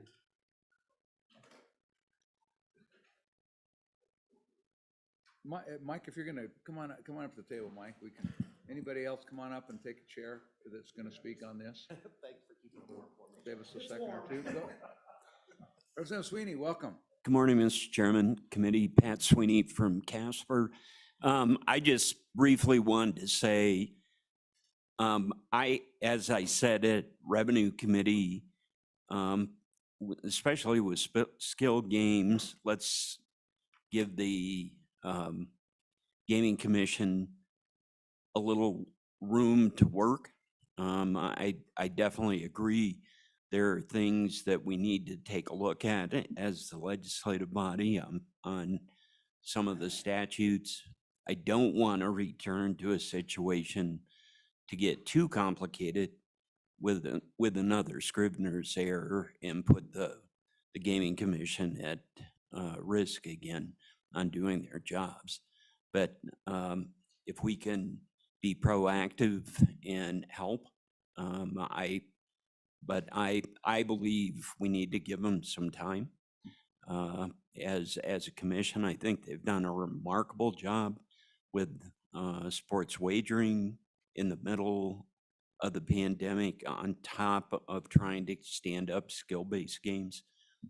They've had to accomplish a great deal in a short amount of time. So appreciate the time and need to head to SLIB to support Barn on their request. So, All right, thank you. Any questions for Representative Sweeney? thanks for being in the new state office building, and hopefully Representative Walters will be able to get a tour set up for you. Okay, thank you. Mr. Mosier, welcome. Mr. Chairman, thank you. Mike Mosier, Wyoming State Liquor Association. I will be brief, but I think there's a couple important points that need raised that might help the committee. I do not want, and I do not want 1,400 additional locations with skill games. What we want is, the reason we've always supported expansion and continue to do so is because we consider it a fairness issue with liquor establishments. For example, the places that were waiting until it was statutorily authorized, and when it was, they couldn't get them anyway. Or, as I mentioned in Revenue Committee, a lot of the time the salespeople for these skill games are the same ones that do your pool tables and dartboards. So if Mike's Bar, which is a sleazy place with a name like that, has pool tables, dartboards, stuff like that, they probably have skill games because your sales guy was there. But the VFW down the street, since they don't have those, nobody went to visit them. So we think everyone should have the opportunity. However, I think with sideboards, we address the problem, and I agree with Representative Larson's concern. We address the problem of having 1,400 locations. Those sideboards should be, and I believe they could be done in rules, but I'm no Juris Doctorate. Those sideboards should be liquor licensees, and then maybe throw in truck stops because there's a very small number, but put the definition on truck stops. I'll give you an idea of numbers. If you talk about liquor licensees, you've got 1,400 total liquor licensees in the state of Wyoming. That includes things like malt beverage licenses, restaurant licenses, fish and tackle shops, et cetera. You take that 1,400 and you take out the places that wouldn't be interested, which are quite a few, in having skill games. Family restaurant places, packaged liquor stores, any chain location, they're not going to put them in, or most of them, big box stores, convenience stores, restaurants that are chains, they don't do that kind of stuff. I think, and to give you a reference, of those 1,400 licensees, there's about 760 full retails. We already have over 300 establishments, liquor establishments with skill games. So my guess is if those sideboards were in place, and remember, we're the ones that are trained to card people. I mean, I was up till 9 o'clock last night teaching a tips class. I know the process well. We're trained to card people. We're trained to know who's 21 or over. I don't think the community has a problem with the VFW having skill games, an additional VFW, but do they want it in coffee shops or antique shops or knick-knack shops? No, they really don't, and I don't want that. Like I said, I'm not pro-gaming, I'm pro-business. So my guess is at that point with those sideboards, and like I said, I hope they can put it in the rules, we're maybe talking 400 new locations, 500 max, and then you're talking about well over 50% of the total liquor licenses in the state of Wyoming of all kinds. So you're not talking about a blowout, you're talking about opportunities for liquor licensees that are already trained on age-restricted products, and you're narrowing that focus. Regarding opt-in and opt-out, it makes me nervous because you've already got 300 and some businesses with these machines. An opt-in would mean everybody's shut down until their county commissioners get around to it, I assume. And an opt-out, I think if we restrict them with sideboards, I think you've already accomplished your goal. You've narrowed the focus, so it's just establishments that deal in age restriction. And so that would be my thoughts. I think we've gone far enough with gaming. We have Keno rolling out September 18th from the Wyoming Lottery. We've got expansion with skill games, and if we can limit that focus, I'm done for a while. I think we need to let things settle in. I'm also including the DOR concept for the Gaming Commission. Is it a laudable concept? It's worth looking at. I remember back when I was a retailer, some of you were around then, when the Liquor Commission was absorbed into the Department of Revenue, we thought it would be a disaster. It worked really well. It worked well for everybody. So I think it's worth looking at, but let's settle in, get done with what we've got, watching things how settle in. But I think those sideboards are important to control the number of potential outlets. And with that, Mr. Chairman, thank you for the opportunity, and I will take questions. Thank you. Questions, Mr. Mosier? Thank you, Mike. Thank you, Mr. Chairman. Jonathan, welcome. Thank you, Mr. Chairman. Jonathan Downing on behalf of Cowboy Skill and Pace-O-Matic, also joined by Catherine Wilkinson. Thank you for taking this up. Just want to cover a couple quick issues. We currently have 8 operators covering 232 locations, operating 611 games around Wyoming. And with respect to the 2 bills that were discussed at the end of joint revenue and Lander, the first one, there was a discussion on opting out and what that looks like. If you do decide to go down the path on opt-out, I would just echo Mr. Mosier's comments as far as being conscious. They had talked about doing a possible 5-year phase-in for some of those locations where you might have an opt-out by a county commission.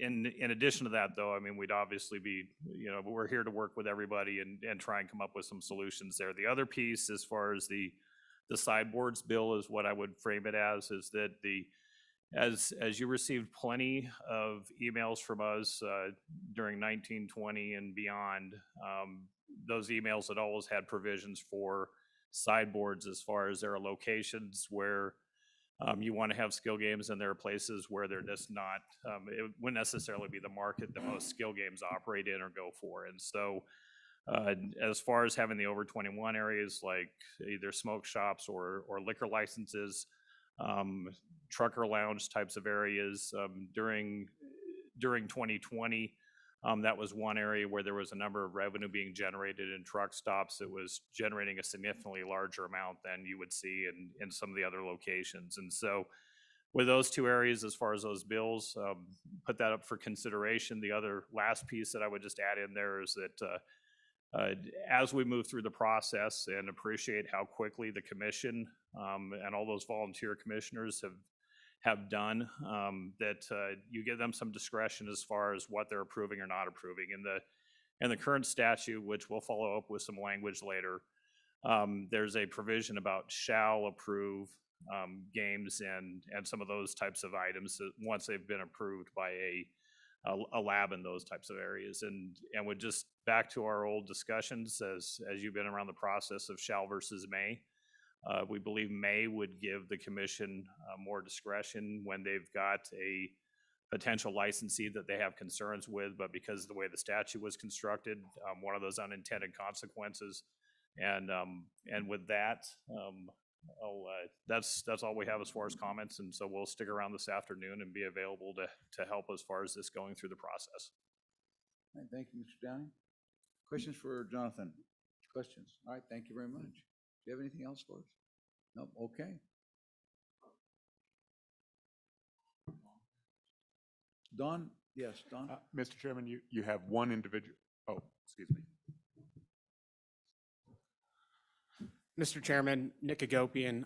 Today I represent S&C Vending and Bankshot. Bankshot and S&C Vending are, as described, vendors. Bankshot is the software package. S&C Vending is who owns the terminals and works with location owners to place those terminals across the state. I think I'd just be real brief and suggest that we are not interested or don't support a discussion today about sideboards on these locations.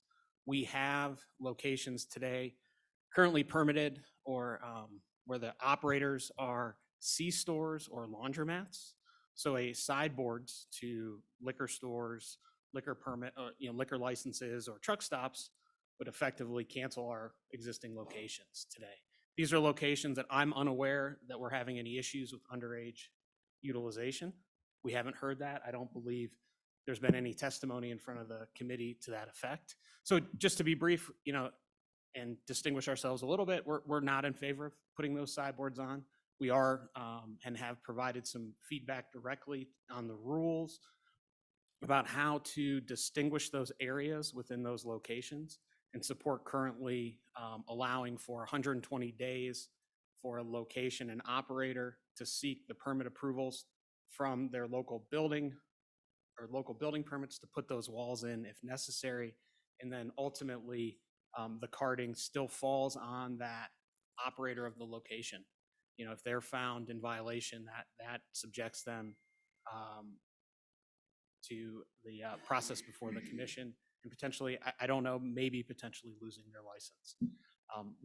With that, the idea about an opt-out, it was interesting at the Revenue Committee meeting. Certainly this committee could find it online, the testimony from the County Commissioners Association, who identified that they had participated in the initial discussions and decided initially not to seek those opt-in or opt-out provisions for the counties.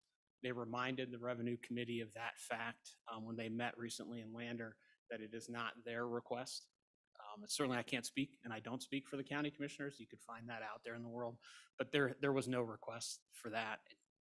I'm not sure where that came from, but certainly we don't support that as businesses currently operating here in Wyoming. With that, I'd stand for any questions. Thank you. Mr. Gopian? Questions for Mr. Gopian? Thank you, Nick. Anyone else? Anyone else to speak on public comment? Anybody in the waiting room? Mr. Chairman, we do have Jeremiah Ryman with the Wyoming County Commissioners Association. Speaking of county commissioners, Jeremiah. Good morning, Mr. Chairman, members of the committee. I'm Jeremiah Riemann here on behalf of the Wyoming County Commissioners Association. Now, Jeremiah, are you outside or is that your background? I am outside. I am triple booked today, and I thought I would enjoy the sunny Laramie landscape. So I hope this works. Mr. Chairman. Yeah.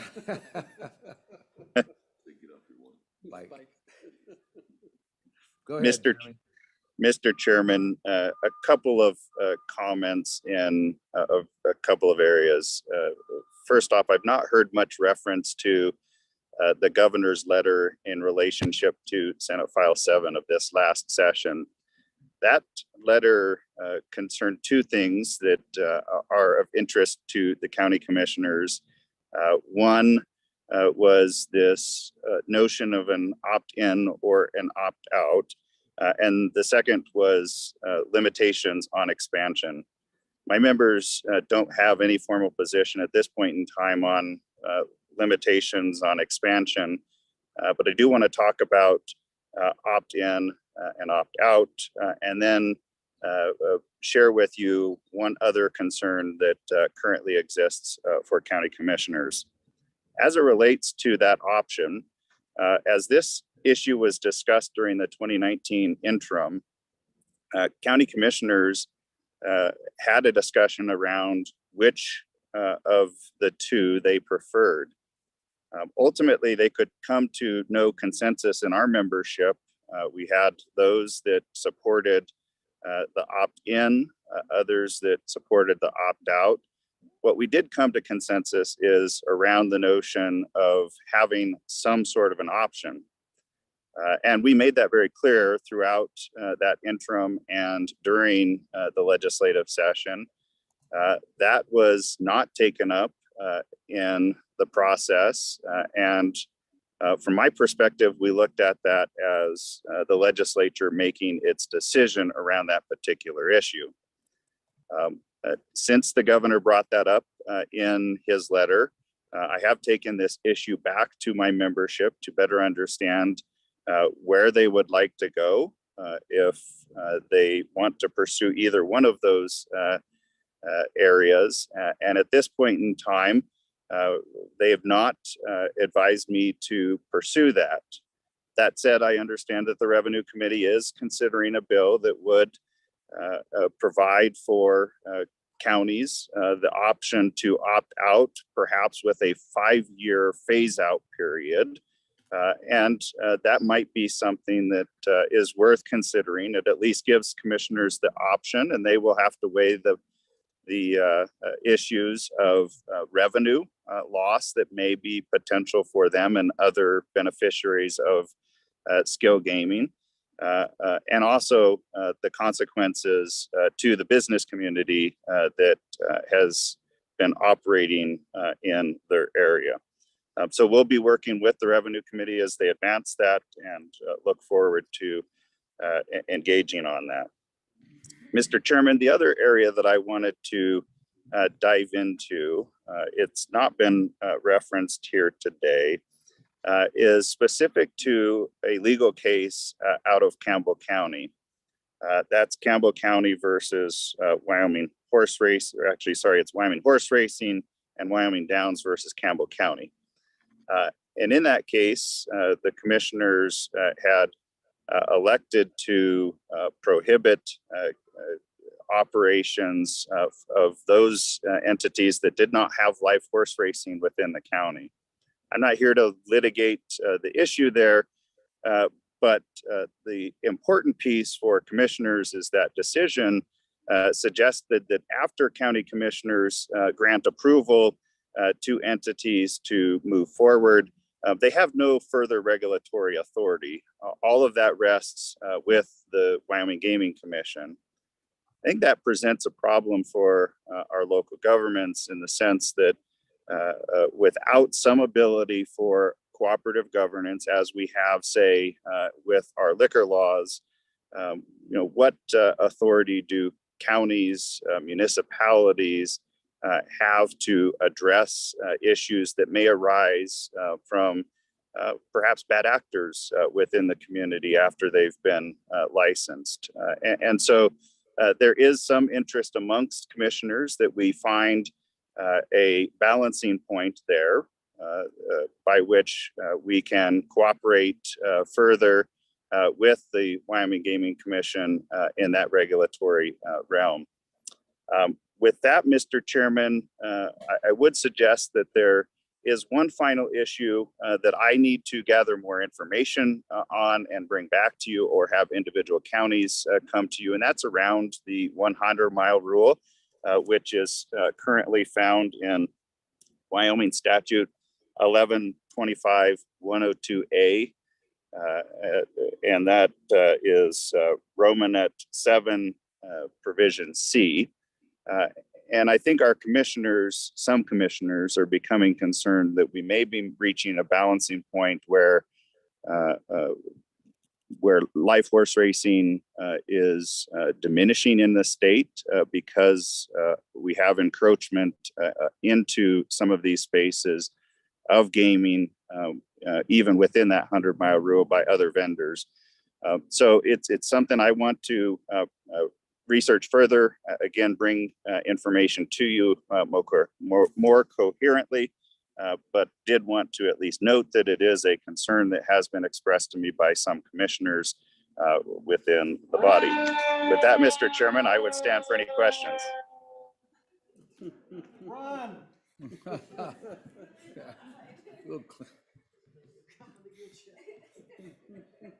Thank you, Mr. Ryman. Any questions for Mr. Ryman?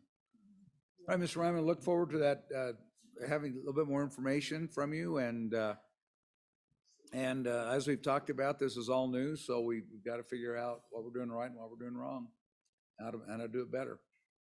So thank you. Thank you, Mr. Chairman. Right. Come on up, Mr. Overkite.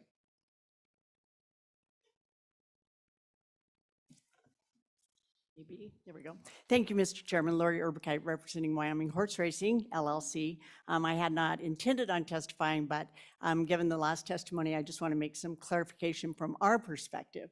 And yes, I'm not going to debate that whole court case again, but when the horse racing industry puts in an OTB, they are not just simply putting machines in a bar at that expense. We have to have an entire back room. It is connected to the live racing. It is a major investment in for our people, for all three of the live horse racing companies. So it's incredibly important that as long as we're following the law and we're not breaking any rules or regulations by the Gaming Commission, that we not be subject to the whims of a local government to just pull the rug out from under us after we've invested literally hundreds and hundreds of thousands of dollars in that community. So we're very concerned about that issue. As far as the 100-mile rule, and the information that was provided to you by LSO, I think they left out like a couple words that are important to note. You cannot continue to have OTB operations during the live race meet. So if the meet starts at noon, then you have to cease those operations if you're the other vendor or the other licensee from noon until those races are over. It's not forever. It's not the whole day. It is literally while the race is happening. We don't think that, and two of the vendors or two of the licensees have signed agreements between each other and said, hey, you go ahead and keep yours open, we'll go ahead and keep ours open, and all's fine. That was originally put in place because all that was at the OTBs were simulcast. And so they wanted people to come to the live races. And that's why that was put in place. Now the OTBs are mostly the historic horse racing machines. There is some simulcasting, but very, very minimal, as you'll see in the reports. And so it's really not in conflict with the actual live racing. It's nothing like going to the live racing. If those people are there just to play the machines, they're probably never going to go to the live race, whether you shut them down or leave them open. The live racing is a whole different event, an experience, and the people that go to that are there for the live racing and to see the live horses. So we don't think there's a real issue with the 100-mile rule. We did support a bill 2 years ago to just delete it because I really don't think it pertains anymore. I think it's archaic language, but that's our position at this point as far as where the Gaming Commission is housed. We have no real preference. We get along fine with the Gaming Commission the way it is. We would just urge you to remember that the live horse racing is a key part of this. And I'd be happy to answer questions. Thank you very much. Any questions for Mr. Overkite? Thank you. Thank you, Mr. Overkite. Come on up. If anybody else, keep coming up to the chairs and fill them up. We can save a couple seconds here and there. Go ahead. Thank you, Mr. Welcome. Chairman, members of the committee. My name is Mary Ann Shaner, and I represent 307 Horse Racing, the live horse riding operator out of Campbell County. And we are in support of looking at local control and believe that the county should have input post a decision on off-track betting locations, as was testified to by Mr. Riemann earlier. We also do feel that the 100-mile statute is not archaic language and should be looked at, as we feel that the original intent of the 100-mile statute was to support live horse racing, and that the revenues associated with live horse racing, or excuse me, from the off-track betting locations should support tracks and live racing. So we are in support of continued discussions on both of those issues, and I would stand for any questions. All right, thank you. Any questions for Ms. Gaitner? Any questions for Ms. Gaitner? Thank you. Nice to see you, Marianne. Director. Somebody, your name was taken in vain, yes. Mr. Chairman. Morning, Brenda. Members of the committee, Brenda Henson, Director of Revenue. Appreciate the opportunity to speak on this topic. I will be brief. First and foremost, I do have staff right down the hall. This has been a wonderful move for a field inspector here for the sales and use tax. We provide services to the retailers in setting up new licenses and walking them through the process, and Dale is very comfortable. We appreciate the opportunity to be in this building. With that, quick. You haven't identified yourself yet. Pardon? Did you? Oh, okay, I'm sorry. I was so transfixed by your presentation so far. Go ahead, Director, my apologies. Mr. Chairman, so this interim topic provided an opportunity for Director Moore and I to have several discussions related to the operation of the Gaming Commission, and I have definitely learned about this much. And so with that, what we have had a chance to think about is, where are there opportunities for us to share knowledge and staff resources where it's appropriate under the current statute. So that will be an ongoing discussion, and I'm excited about that. Related to the interim topic, Wyoming Statute 9-2-1701, the Wyoming Government Reorganization Act of 1989, establishes a framework for reorganizing the executive branch of state government into a limited number of departments to ensure that state resources are used effectively and efficiently. The act outlines the authority of the governor in reorganization, that of department directors and of division heads, and provides for various methods of reorganization. Now, in looking at those statutes, it appears to me that the type 1 transfer would be appropriate should you decide to go down this path. A type 1 transfer is a transfer of an existing agency or substantially all the functions and programs of an existing agency to another department. The transfer includes all positions, personnel, property, appropriated funds to the department, and it ensures that those resources are used for the specific purposes of that agency. Should the merger of the Gaming Commission and the Department of Revenue be the direction that this body would like to go, we believe that it is feasible. There's statutory framework that's available for us to use in that consolidation. There may be opportunities for efficiencies by merging the two entities.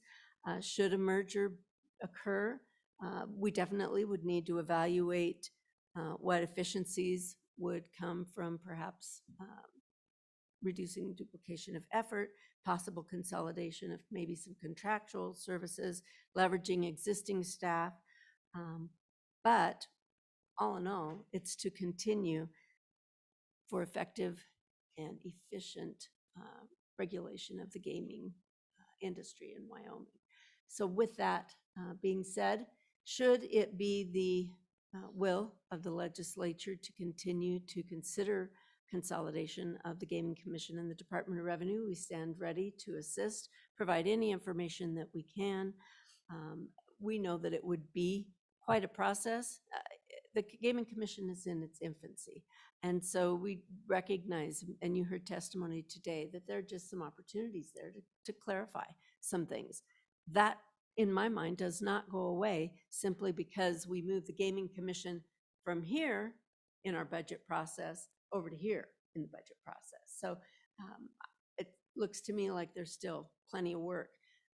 And with that, should you determine that you don't want to consider moving it to the Department of Revenue, we also have plenty of work at the Department of Revenue and would not lose any sleep over that piece. So with that, Mr. Chairman, I'd be happy to answer any questions, and I do appreciate the opportunity to address the committee. Thank you, Director. Questions? Wyoming Statute 9-2-1701.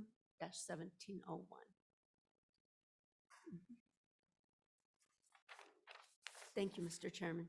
Thank you. Don? Mr. Chairman, I just wanted to advise the committee that this topic was added by Management Council and that language says, working with the Joint Revenue Committee, JAC shall review gaming and operations. In light of that, I thought I should share with you, the Joint Revenue Committee has met for their first meeting. They have requested 2 bills. The first bill essentially incorporates the information forwarded by Mr. Downing and Ms. Wilkinson to limit skill games to specific areas, smoke shops, truck stops, bars, and the like. And the second bill draft request was one that would allow counties to opt out within a period where existing games are already grandfathered. So those are the two bill drafts that are currently underway. Okay, thank you. Anything else on this issue? Anything else on this issue? Any public comment? No further public comment. We'll close off public comment. With that, I will we'll circle back and catch this on if you've got some questions. People give them a chance to consolidate their thinking as far as what we'll do with staff later on before we wrap up the meeting. Anything else? I think we'll go ahead and take our break now, and we're a little bit, so we're only 45 minutes behind and on an already packed schedule. So why don't we take a little break, and we'll come back at about 10:40. Okay.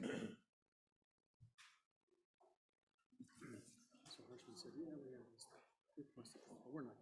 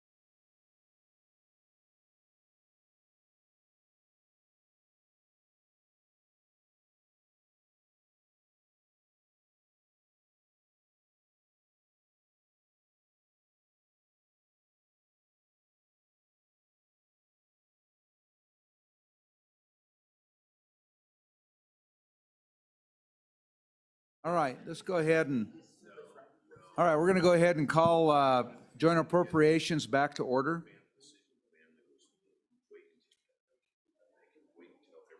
Next item on our agenda is employee group insurance.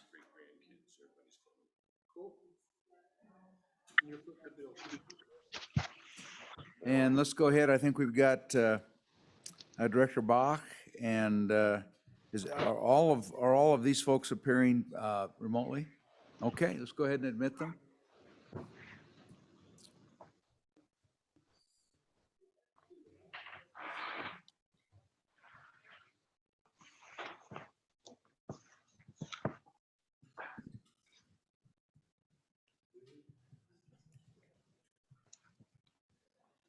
Director Bach, I believe as soon as you begin speaking, we'll recognize you as the active speaker and you'll be on our screen.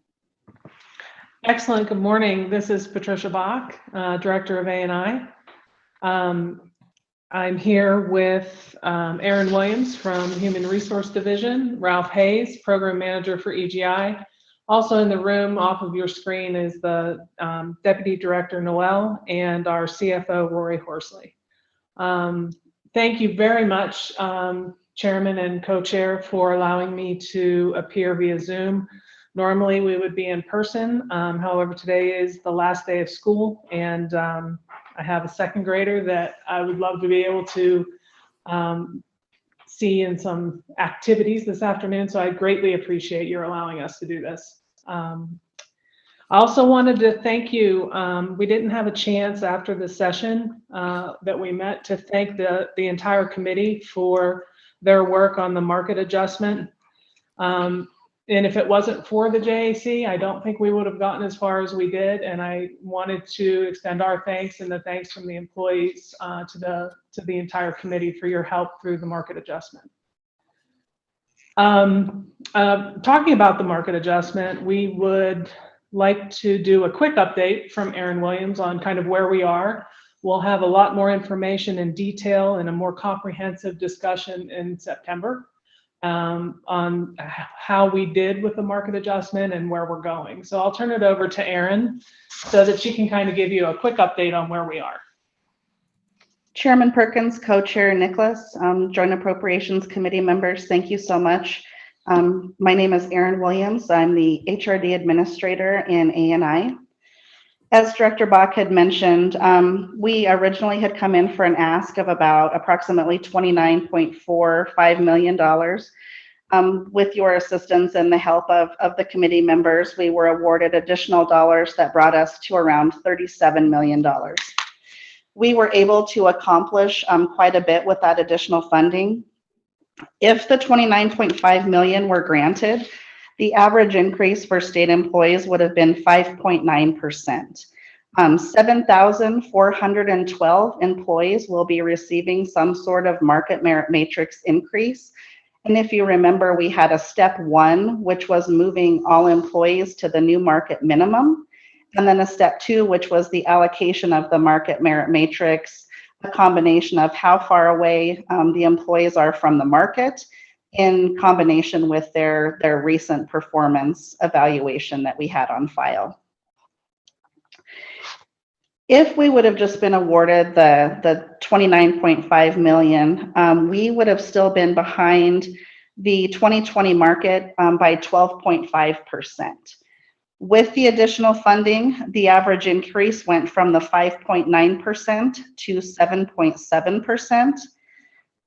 And the average that we are now behind the 2020 market has adjusted to about 10.8, 10.9%. We are also very appreciative of the monies that were included, the process that we went through to ensure consistency with the community colleges and how UW distributes and requests their funding. This is the first year that we received funding for vacant positions. And so with that additional funding, we've been able to allocate money to the vacant positions as well, so that agencies have a little bit more funding and are not hiring at the entry of those pay tables. Right now, the positions that were vacant when we asked for the funding, definitely this many months later, are different than they were then. So our compensation manager, Megan Connor, and our HR manager, Jared Hansen, have been working with the state budget department to figure out what positions are vacant currently, and then, what percentage and how we're going to allocate those dollars to the vacant positions. So that's a process that's currently being worked through before distribution. We have captured all of the Hang on data. one sec. We have a question for you. Sure. Representative Larson. So Aaron, the struggle that we've had historically when we look at these vacant positions is if we, in this committee, then reduce the number of FTEs by reducing some of those vacant positions, do those dollars follow them, or will, if they've been reallocated, do they stay where they've been reallocated? Go ahead. Yeah, Chairman Perkins, and Kevin may need to chime in on this a little bit, but from what I understand, they're looking at what vacancies we have. And so we currently, Megan Connor gave us some turnover data. So we had 1,456 classified employees turnover between July of 2021 and March of 2022. So there's been a 19% turnover. That does include in-state transfers. So we're tracking monthly the dynamic of maybe who may be leaving one agency, going to another agency in a different classification. So there's been a lot of manual work trying to track, who's leaving the state, what we do with those dollars, and then of course, who might be moving to another agency. We only have had 963 new hires processed in that same time frame. So we currently have a very large number of recruitments open. There's 472 recruitments as of May 26th, 2022. And so that's the piece that Jared and Kevin have been working on is, what happens with these vacancies. They do have a formula, and this is where I'm going to defer to Director Hibbard. We had an intent to fill positions that were, on our allocation listing as of when we asked for the funding. And so they're doing a 15% of the old minimum, and they're putting them at a consistent compa ratio based on what's vacant when we distribute the funding. But Director Hibbard, if you want to chime in on that, you understand that piece much better than I do. Thank you, Aaron. Kevin Hibbard, Director, State Budget Department. Yes, the funding will flow with the vacant position, and it'll be controlled by Section 310 on the general funds. That's the first answer. And Aaron pointed out that if an agency had taken a portion off of a vacant position and applied it to another position already, then we controlled that to a 15% threshold. So let's say, for example, if somebody completely eliminated all the funding on a position, we're not going to load that position back up. We're going to be fair about that. So that's very important. Hopefully that makes some sense. That's the struggle, Mr. Chairman. That's kind of the struggle we've had historically. Mr. Chairman, it is, and why we collaborated with A&I HRD to build a formula to protect ourselves from that. All right, thank you. All right, continue. So where that kind of puts us, and like I said, we're still running some numbers. It's still a moving target. We anticipate, we're finalizing the data with the budget department now. We should have the employee letters out to all state employees, letting them know what their increase in their end of July paycheck will be the end of June. We will then have further numbers for you in our September meeting, the compa ratios where we finally end up, more detailed information for you at that time. We do have some highlights to share. The post-matrix comparison, Megan Connor, our compensation coordinator, has the 2021 market data. So she has done a comparison to post-matrix implementation where we will end up. We will still be on average 14% behind the base pay of the 2021 market table. So we have to keep remembering that we've only moved to the 2020 market data. Megan Connor, our compensation coordinator, has committed to us. We get the compensation data sometime between the September-October timeframe. She will have the new updated 2022 market rates for us and those pay tables, and we will be able to take a look at those coming in November. The big takeaway, I think, for today until we have the finalized numbers is that our turnover, as we kind of mentioned earlier in the conversation, is really continuing to climb.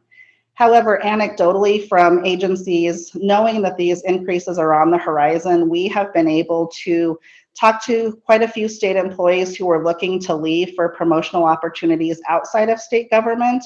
And once they have been able to sit down with their HR manager or their leadership and realize what type of increase and what percentage they'll be getting in July, we have actually been able to maintain and retain quite a few employees who are looking to leave us. So again, thank you so much for these raises coming in July. I think our turnover would be a lot worse than it is, even though it's not good and it's still continuing to climb. These raises are allowing us to have these conversations with employees and keep them, whereas otherwise we would have lost quite a few of our state employees.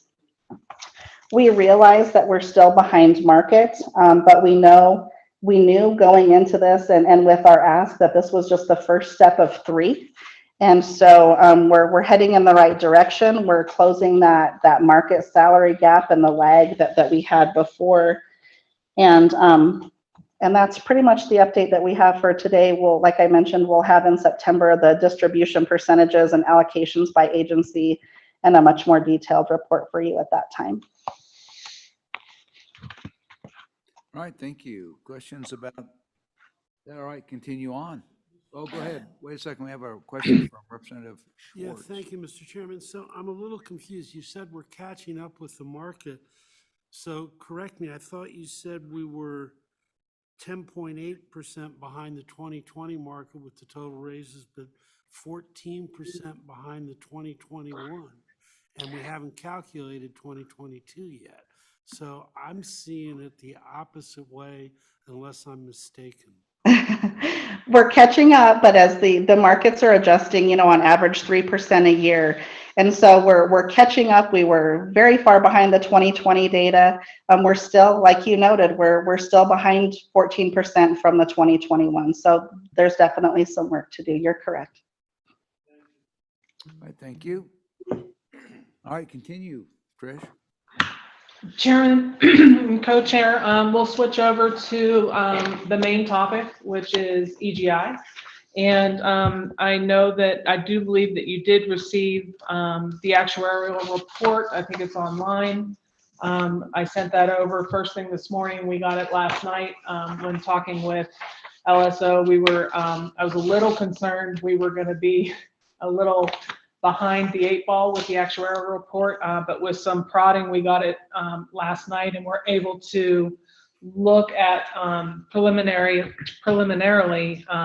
the projections. And because of this report, we're able to really open up and have the discussion on the floor and ceiling reserve levels that we discussed last time. So with that, I don't know if you want to go through kind of some of the issues in the memo on interim topic number 1. I can start just through there on the reserve balances of the EGI program. And I can tell you, as we sit today, after the Cigna bill that came in yesterday, we are sitting at 96.4 million in reserves. That is mostly due, as you know, to the pandemic, and all insurance companies have some more cash. So that's the first issue we have on where we are with the reserve balances. In the last meeting, there was a discussion on the reserve and having a floor and a ceiling, and I believe Chairman Perkins, you had mentioned that the way that we had the reserve set up now was a little low. And what we did was look at a floor and a ceiling, a floor being approximately 2 months of claims. And that number on a floor for 2 months would be 53,120,000. So if we kept the floor at a 2-month claim level, and then 3 months for 2022 as one of the options, we did a 3, a 4, and a 5-month reserve. as the ceiling. 3 months would be approximately 80 million. 4 months is 106, and 5 months is approximately 133. Those change year over year based on the actuarial and the projections. So I would assume, and I don't want to assume, that that's the discussion that we want to have today, a little more on the reserves, and then also on the final discussion on increasing and decreasing premiums, or modifying the benefit and how we make sure everybody is involved in that discussion. Is that kind of where you would like to see this go? Yeah, I think so, and Representative Larson has a question. Sure. Thank you. Director Balk, could you remind me on that, on that reserve, when you talked about the ceiling being a 3, 4, and a 5-month reserve, was there a federal issue there that limited, like, was it 3 months, or was there a time, an amount of time that you could hold reserves for? Or Thank you. Thank you for that question. And Chairman Perkins, Representative Larson, we did, as was you had asked the last time we met, to attempt to find the agreement that everybody seems to talk about, but nobody knows exactly what it says with HHS or the Office of Management and Budget. So we made multiple calls, and what we received back was there was no written agreement on the reserve policy. And in having that discussion, there's also a report that A&I furnishes to, or information for a report that budget sends out to HHS, and that's the A87 report. So we looked a little bit more into that. But generally speaking, nobody has any kind of an agreement unless it was a handshake back in 2006-ish. So in having that discussion, the impression that we were left with is if you have a reasonable reserve policy in place and you are following that policy, there's not going to be an issue. When we met back in Riverton, we gave you some information back in 2019 about other self-funded states. The average that their policy was a 3 to 4 month reserve. Many of them didn't have a floor and a ceiling. Our actuarial recommends a floor and a ceiling. I think this committee likes the idea of a floor and a ceiling as well. So what we would recommend, based on the discussion we had with HHS, that we have a written policy that has a floor that's reasonable and has a ceiling that's reasonable. When I look at what the actuarial presented and how our numbers run out based on the other surrounding states that have self-funded plans, somewhere between the 3 and the 4 month seems is reasonable, I would say. I know that Chairman Perkins, at the end of our meeting, you were concerned that we were still a little bit too low. And I think if we were at the 4 month, I think that would be something that is maybe a combination of staying in that median, not going to the 5 months. I think 5 months we would be running hot at that point. That's a 132 or 133 million. Now, remember, that's the ceiling. That seems a little hot to me. I think the 3 or the 4 month ceiling would make sense. Mr. Chairman. Go ahead, Senator Kinski. I'd like to follow up with Representative Larson's question. Director Buck, I don't remember anything about an HHS agreement. I thought there was a federal statute that limited the amount of the reserves that you could carry, and then when you hit a certain level,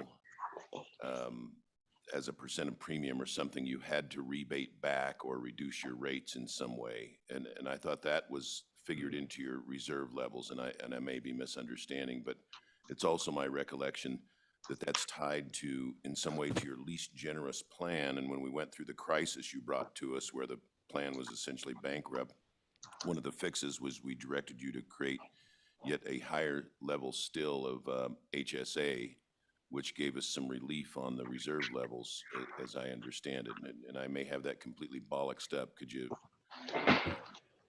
educate me there? Remind me what that federal statute is.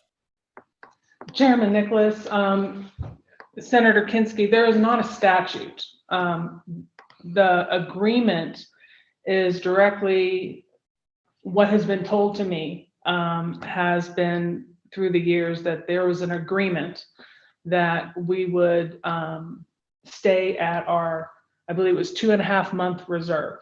I've never seen any written document about that.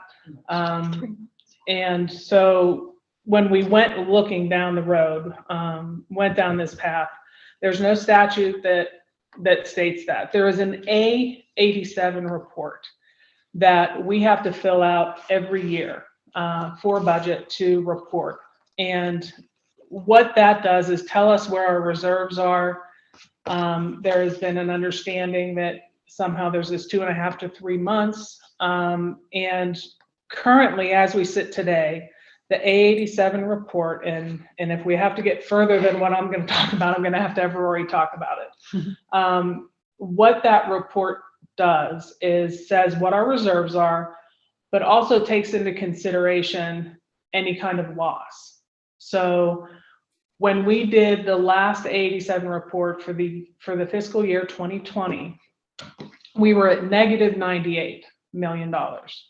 So if we had been, if the feds wanted to look at us to say, hey, are your reserves running hot? We would actually have to have built up more than $150 million to end up having an issue. So it's a cumulative report. And I think, Senator Kinski, when you talk about whether there's a statute, I think that has been a running issue, that when the feds will come or when we'll get a letter. ANI has never received a letter saying that your reserves are high, never received a letter saying we want some money back. That has not happened as far as ANI has been doing the A87 report, which I believe is from 2006, somewhere around 2006. So after talking with HHS and after kind of investigating this a little further, when you look at the surrounding states, some states have a 6-month reserve, some have 0, and we talked about that in Riverton a little bit. The state that has 0, how they handle that is if there is an issue like we had back in 2019, then the general fund picks up the entire amount if you don't have a reserve. That's how theirs worked. So they pick up the employee addition and the agency addition. So it's not necessarily beneficial to have to come in and pay for both at that time. So I don't believe that's an option that most states would ever really look at. In fact, I think that state has changed that since that time. So when we look at the other self-funded states, the average is 3 to 4 months of a reserve. And it seems reasonable to also stay in that realm. I think even if we had a policy that said, hey, we're gonna, yes. Yeah, I want to follow up. Sure. My question relates, I just did some quick research. It's the medical loss ratio limitation under the ACA.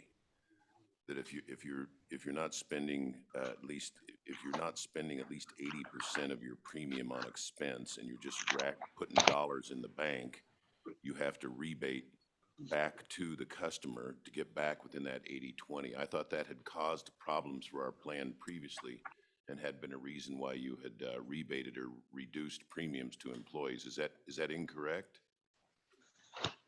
Director? Chairman and Senator Kinski, it can be applied to self-funded. I will have to research that a little bit further, but that is not necessarily what we're talking about with Health and Human Services on the agreement that we have. Generally speaking, if you saw like Blue Cross and Blue Shield, and you had Blue Cross and Blue Shield, it was not a self-funded plan. Many of those insurance companies did do a rebate to their clients. Self-funded insurance programs run a little bit differently. And, That's all I needed. Thank you. okay. Thank you. So, So going back, and if I understood, your recommendation was that we would have and I wasn't quite sure of the floor. I thought you said was maybe 2 months, and the ceiling was maybe somewhere between three or maybe 3.5, or somewhere between 3 and 4 months, or maybe 4 months. Is that what you? And then tell us what those numbers would be on the ceiling and the floor for now. Chairman Perkins, if we had a 2-month ceiling, or I'm sorry, a 2-month floor, that would be approximately $53 million Okay. in 2022. So every year, this is going to change a little bit depending on claims.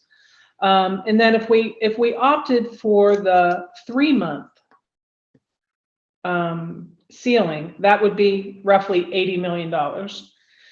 If we opted for the 4-month, that would be $106 million. So we can go 3.5 months, we can go 3 months, we can go 4 months. Okay. And what's that? And what you said? And then what's the balance today?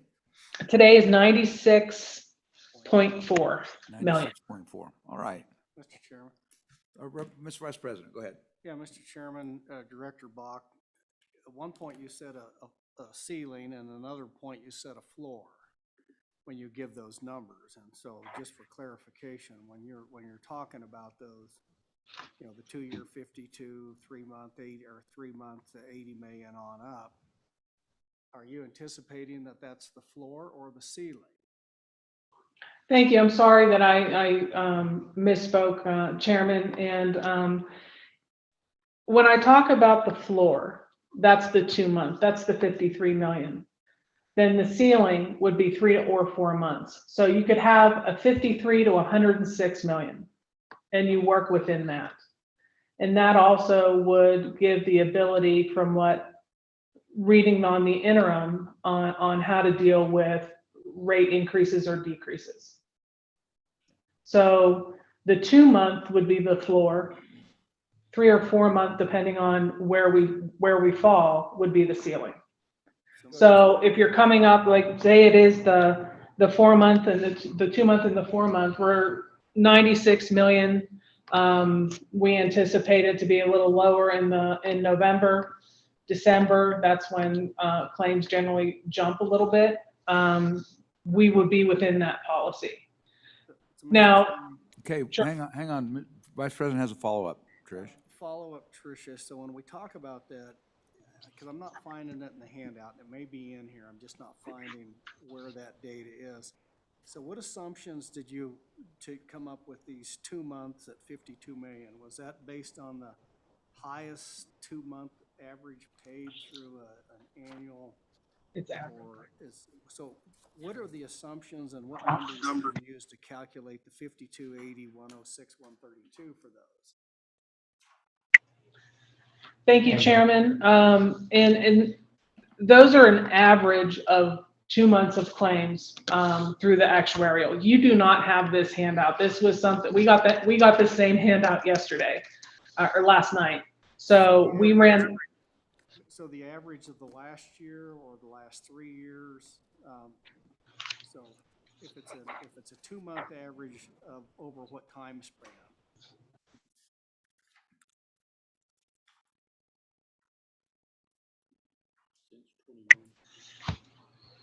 Chairman, it's the average of the projections for each year. So it's forward-looking based on the actuarially projections. All right, thank you. Correct. Thank you. And that's why it changes each year. So just to follow up on this type of a questioning, Trish, what I'm curious about is that, you know, from past experience, we've seen fluctuations week to week and month to month that are significant, you know, in the tens of millions of dollars, where 1 week you'll be above the line, 1 week you'll be below the line. And so it was a question of what is the proper time period to pinpoint a ceiling and a floor. And also, we know that 2020 and 2021 are probably aberrations based upon the COVID pandemic and the lack of medical care. I know that in the past 3 months, my health insurance has gone up about 15%.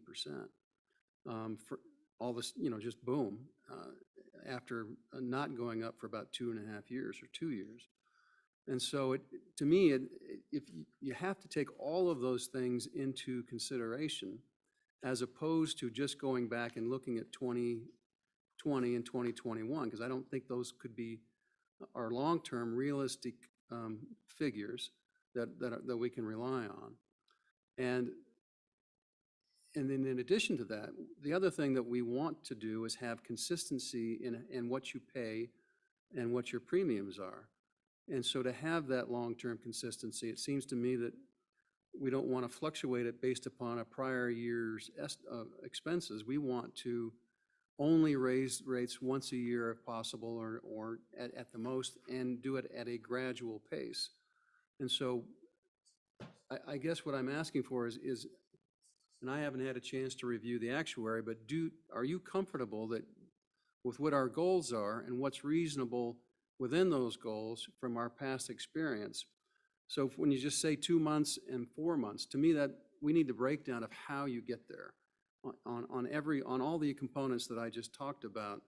And why wouldn't we make it high to cover those arbitrary or those frequent pulses that we see where it goes higher and lower through certain months, and to take into account things like COVID, where we know that likely there's going to be a turnaround. And right now we have inflation at 8.5% to 9%.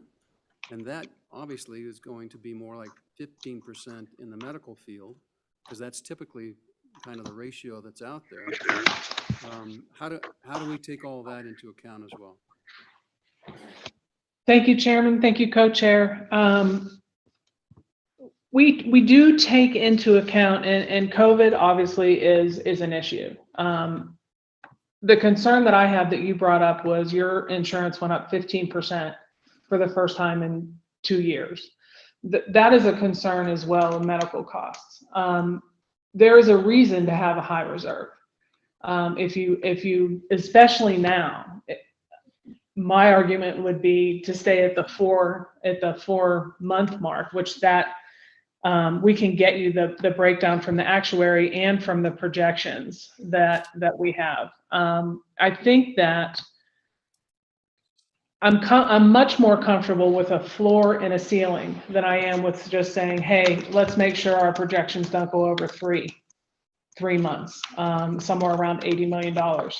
I think with a floor and a ceiling, and we're somewhere in that spread, I think that gives more transparency to the JAC.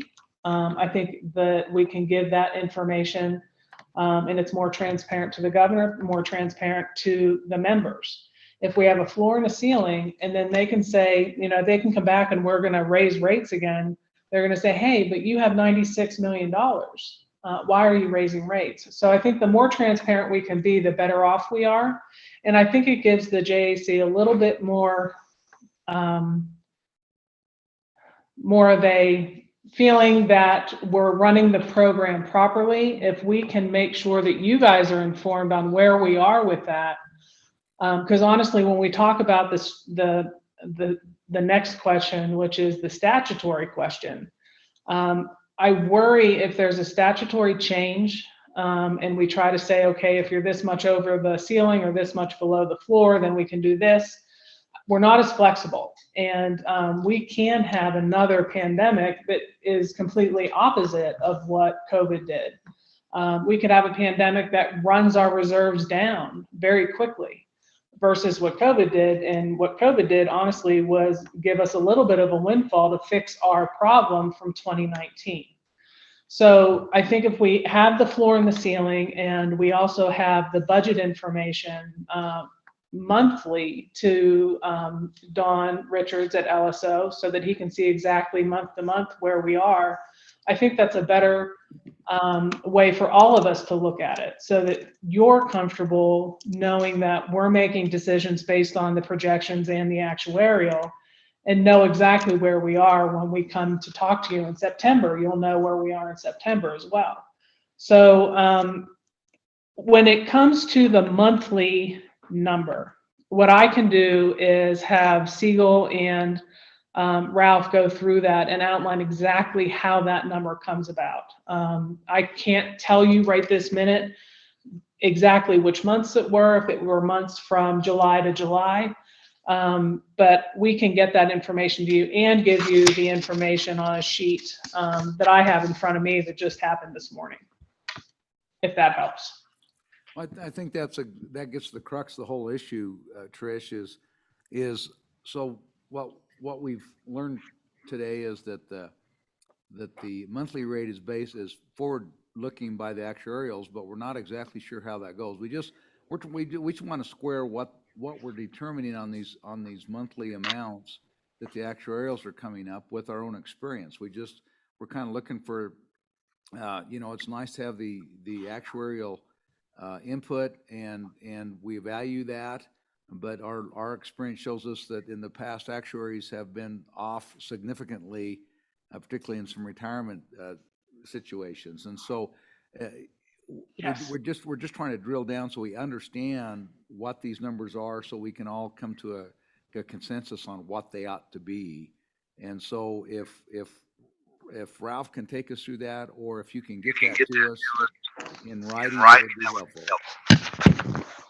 Chairman, I think we can do both. We will get it to you in writing, but I'll have Ralph kind of explain on the spot now, right, with what these monthly numbers are. Mr. Chairman, members of the committee, my name is Ralph. Hang on 1 second, Ralph. Mr. Vice President? Yeah, Mr. Chairman, one of the things, Trish, that would be helpful is to run a stress test on some of these assumptions. And what I mean by that is so when we averages, we flatten the curve. And what we need to know is what is an extreme circumstances. So what we need to know, which was the single highest monthly payout, and what was the single lowest monthly payout, versus smoothing the curve out, because what we have to do is plan for the worst and the best case scenario, not the average scenario. And so if we can go back and maybe look at the last couple of years, and you can show us what the highest single monthly payout was on any 1 month, that starts to build a little more confidence that we've got that stress test incorporated into those numbers versus flattening it with averages. Because we need to plan for the best and the worst case scenario, not the average scenario. So if you can get those numbers, those will also help guide our decisions moving forward. Okay, Senator Kinski. And before Ralph goes through his thing, Trish, I've got two quick ones for you. One, what I understand is now that we've established that the apocryphal HHS memo doesn't exist, I'd like to know, since you're not subject to the ACA excess premium rules, whether there is any rule at HHS that you're subject to, and if so, do they have rules and regulations that would guide what your reserves, maximum reserves can be? And that's not something you need to answer today. It'll take some research. The second then is this memo that we've got in our packet talking about cash versus accrual accounting. And I read the memo and I'm unclear. So my question is, are you currently on cash accounting or accrual accounting for purposes of trying to figure out what your best reserves are? Your memo makes clear that the accrual is more difficult accounting method, but it's much more accurate and reflective. So which is it you're using? And maybe you've been using accrual all along on your reserves. I'm just curious, clarification on that memo. Thank you, Mr. Chairman.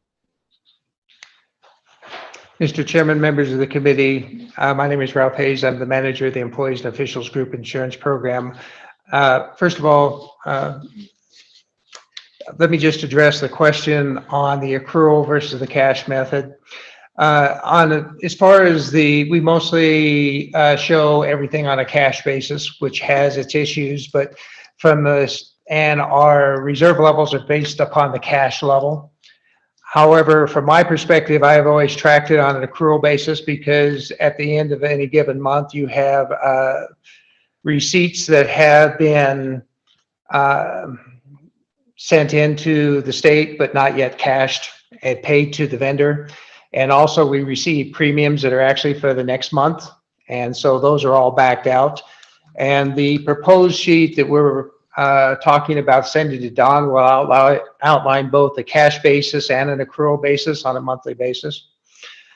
From the perspective of when we're looking at the range of both the good months and the bad months as far as the level of claims, we do watch the claims on a monthly basis.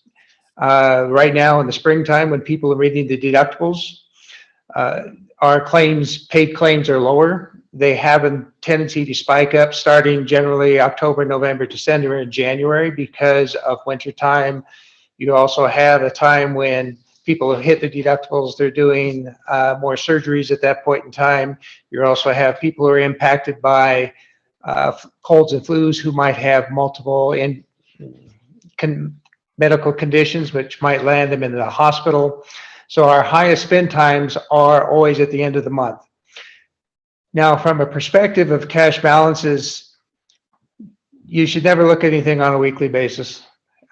Basically, the timeframes that we look at is on the end of the month basis, which again is the report we're wanting to show you because it gives a chance to say, okay, here's the income we received during the time frame. Here's the total claims we received at the time frame. Because at the beginning of the month, we've just received a bunch of cash, but we haven't had any claims to pull out. So those cash balances go up. So we don't pay attention to that. It's until you get to the end of the month, that's when we worry about that. From my perspective, when I'm worried about a weekly cash balance is when we were in the situation 3 years ago when the program was going bankrupt. That's when I really cared about weekly cash balances.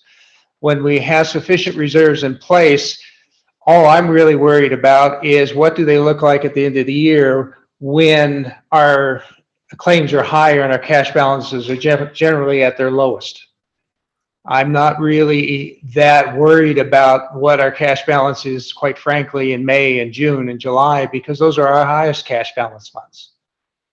So from a plan perspective, what we're trying to do is saying at the end of the year, we want at a minimum, absolute minimum from the talk we've had before, 2 months worth of reserve at a minimum at December 31st of a given year, because that's when our claims are at the highest and our cash balances are generally at the lowest. We don't want any more than 4 months worth of reserve, which at this point in time, based upon the actual projections, is roughly 106 million. We're not going to be at 106 million in December. Right now, we're on track to pretty much have a neutral plan year. So I'm expecting somewhere in the mid 90s for the cash balance in December. So we're within that range. But we really don't look at it on a monthly basis as much as an annualized basis. And we're always making sure that we have sufficient funds in there for any given month, which again, that's why we're looking at that minimum threshold of 2 months so that we can handle any fluctuations of claims for a period of time. And what goes into the months? How you figure out the month? That's the original question. Mr. Chairman, members of the committee, basically what we're doing is we're taking that actuarial report, looking at what the annualized claims are, and saying for 3 months, it's basically 25% of that total. So we're basically taking it back to a monthly average of that annual projection and picking out how many months do you want to utilize. I'm personally leaning towards 2-month floor, 4 months ceiling. That's sufficient range for the program to operate within to where we're not going to be running out of funds in the middle of the year and having to do some kind of mid-year change. And so, Ralph, and thank you for that. And that's exactly, I think, what we're trying to get to is you've made that analysis on your own, and we want to see how you did that analysis. We want to see the numbers so that we have the same comfort level that you do. What you're saying is exactly what we want to get to, and we want to be able to see how you did that and how you came to that conclusion. Mr. Chairman, members of the committee, I can provide that, show you on a spreadsheet how it was arrived at so that you can see exactly what the numbers are, where they came from, and how they were developed. And then I think follow-upping on that, just following up, I think having that, the information that the vice president requested, I think is important. If you go back and look at, you know, if you go back and look in the last, you know, in recent history, which I don't know if that's the last 3 years or the last 5 years, but what would be the, you know, what was the maximum amount that we ever paid out in whatever the appropriate period is? If we're not doing it monthly, you know, what is the worst case scenario that we've experienced that we're trying to make sure we have covered if that happens? Does that make sense? Chairman Perkins, that makes complete sense, and we can get that for you. We can look at it monthly, we can look at it quarterly, we can look at it in a couple different ways that might be able to help the committee be comfortable with it. That'd be great. Thank you. Thank you. Okay. And so the one thing, the last question was on the possible statutory change, and I mentioned it a little bit. We do a monthly budget report for all divisions in ANI. I think all agencies do that. We have one specifically for EGI, and starting in July, we are going to start copying the LSO and Don Richards on that monthly report.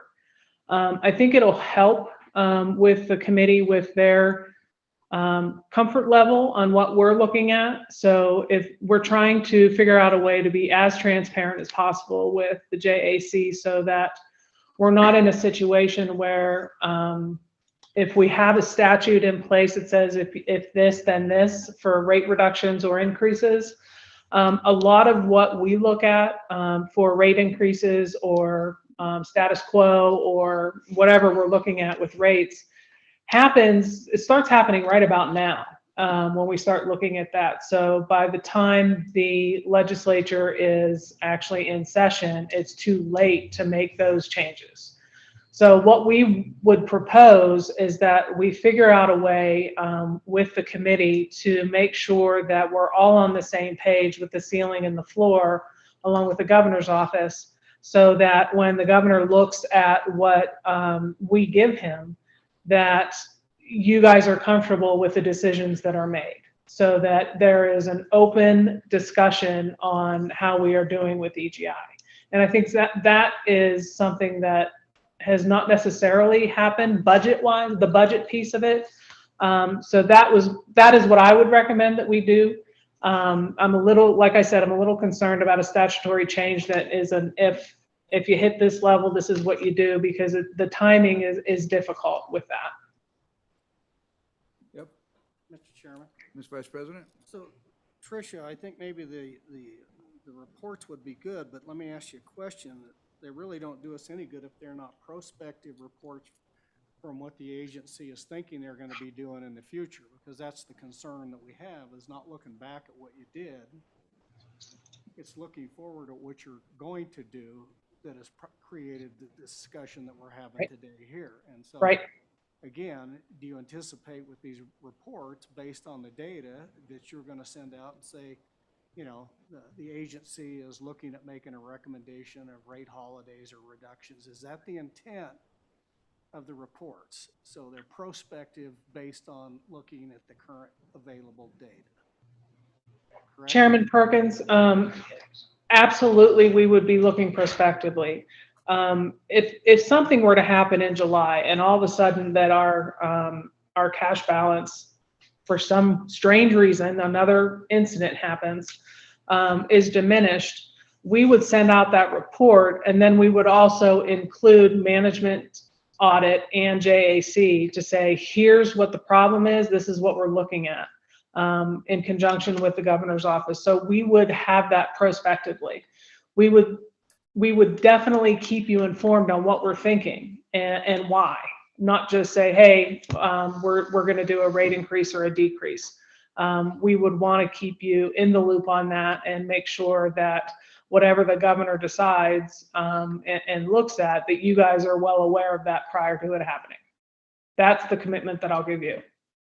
Okay, Mr. Chairman, one more follow-up question, Tricia, associated with your comments on the, statutory framework.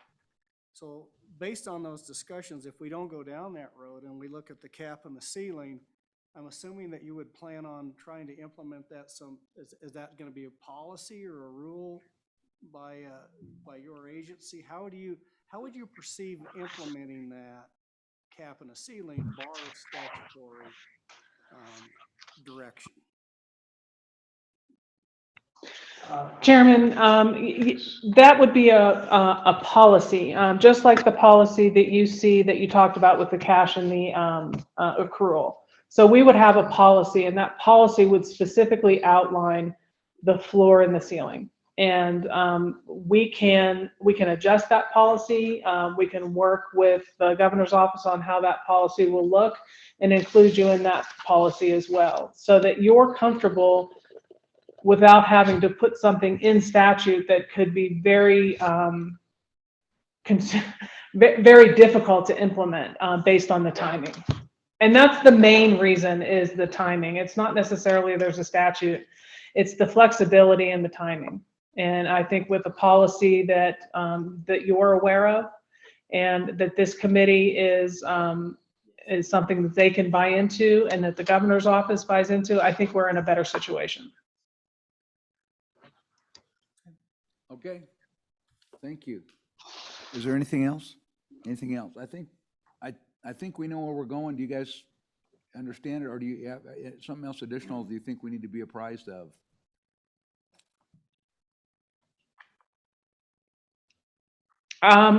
Is that for me? That question Yes, for me? excuse me, yes, I'm that is sorry. for you, Brett. I'm sorry, Chairman. No, I think those were the issues with the interim topic and the memo that we had.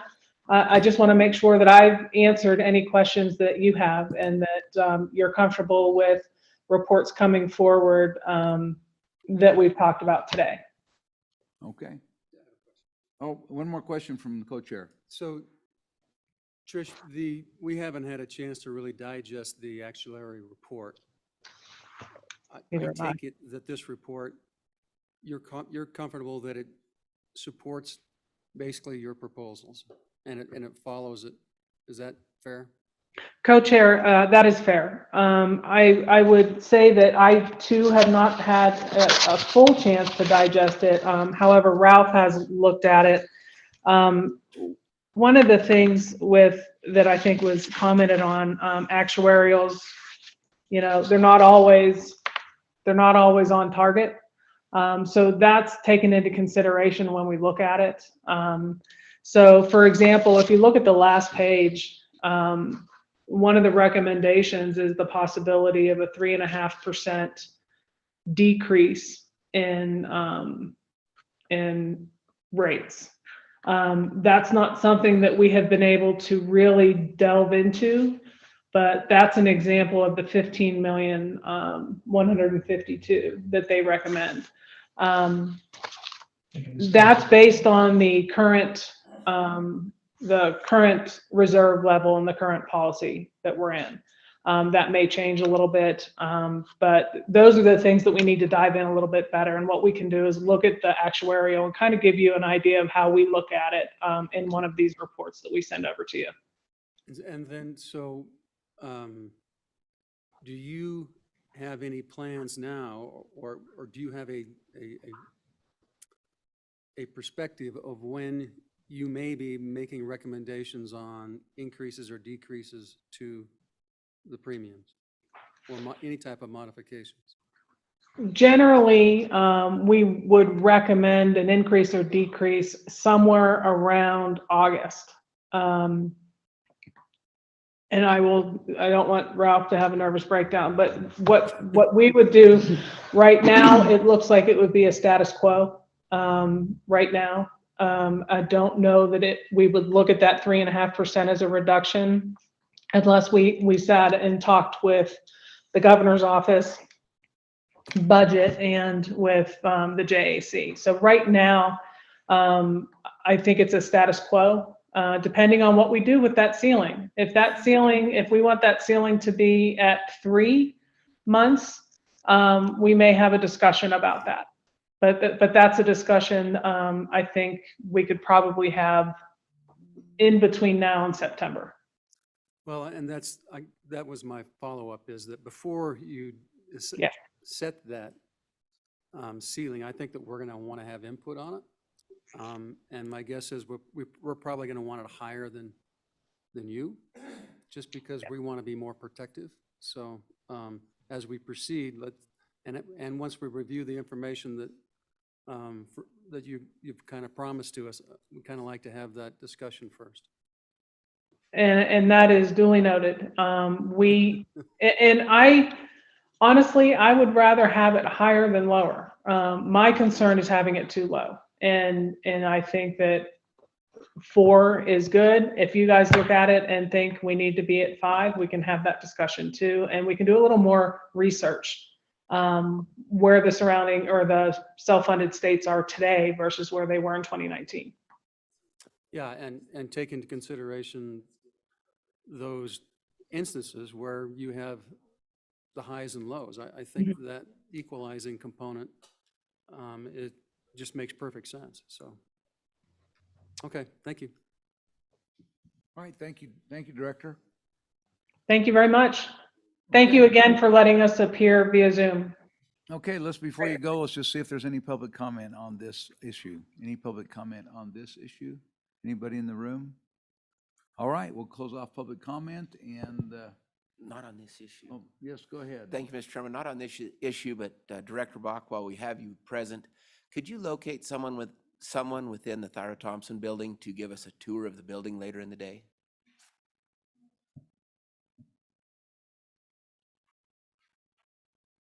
Director, did you hear that? I think she's gone. I did hear that. I'm sorry. Okay. I will give a call up there and find somebody to give you a tour. What time? When we're ready.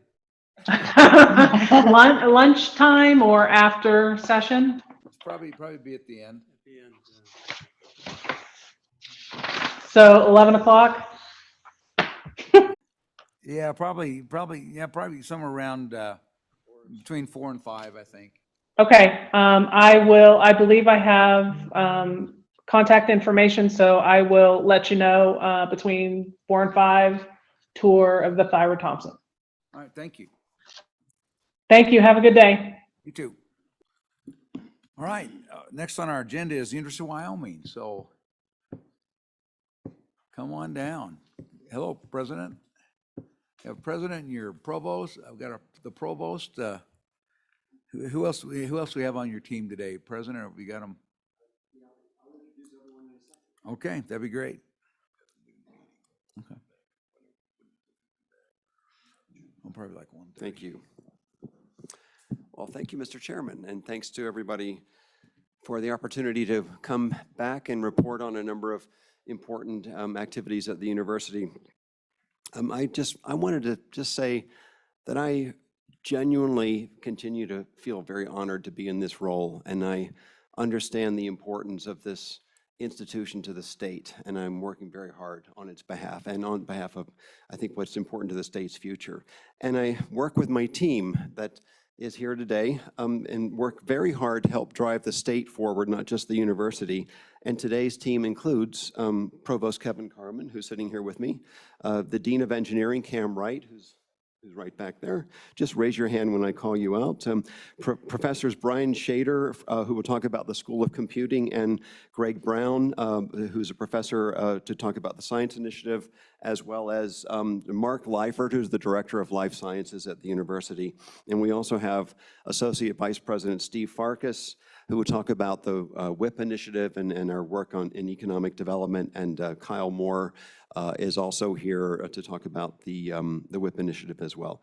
So if it's okay, I'll start with a kind of a high-level view to try to put in context, and then I'll have our team talk about individual pieces that were asked for by the JAC. So I think they'll start with 2 key points. As we are the only 4-year university in the state, we have to be the strongest institution to help support the growth of this state, and that advancing the state, including serving our students And that ultimately strengthens the workforce for the state. And thinking beyond that, thinking about how to advance particularly the state's economy. And economic transitions are really in force in our state and across the country and across the world. So that's a very important aspect for us. And you'll see many of the things we've done in the last couple of years are directly aimed at helping to strengthen our ability to help support that. And this is driven largely by our people and our programs. And we'll focus on that over and over again. It's a theme you'll hear more and more from me going forward. That's the most important part of who we are as an institution. So the second point is that my team, which is really being renewed and strengthened over time. We've brought in a new provost. We have a new vice president for research and economic development who's come in, actually yesterday was his first day. Formerly was the director of the National Institute of Food and Agriculture and understands very well the importance of those areas for the state, as also was a division director at the National Science Foundation, so understands research and innovation extremely well. And other members of our team, including Steve Farkas, who's the now Associate Vice President for Economic Development, which you've never had before. So those are just a few of the people that are in place in new roles here. And so we are working hard, and we have a couple of things that I want to lay out for you. One of them is to make the University of Wyoming what we call the best-in-class 21st century land-grant university that's true to its Wyoming roots. And I won't spend a half an hour unpacking that, but there's a lot in there. A lot of things are happening in the 21st century that are different, but we're Wyoming, and there are things that are important to Wyoming, and we're a land-grant institution, and that was very purposeful, those phrases in what we're working on. And so we will work, and I'll show you in very specific ways as we go through this presentation on how to achieve that. And another thing that I want to emphasize is I believe we can make a claim to provide among the best public education systems in the United States. And I mean because our faculty are so passionate and dedicated to our students.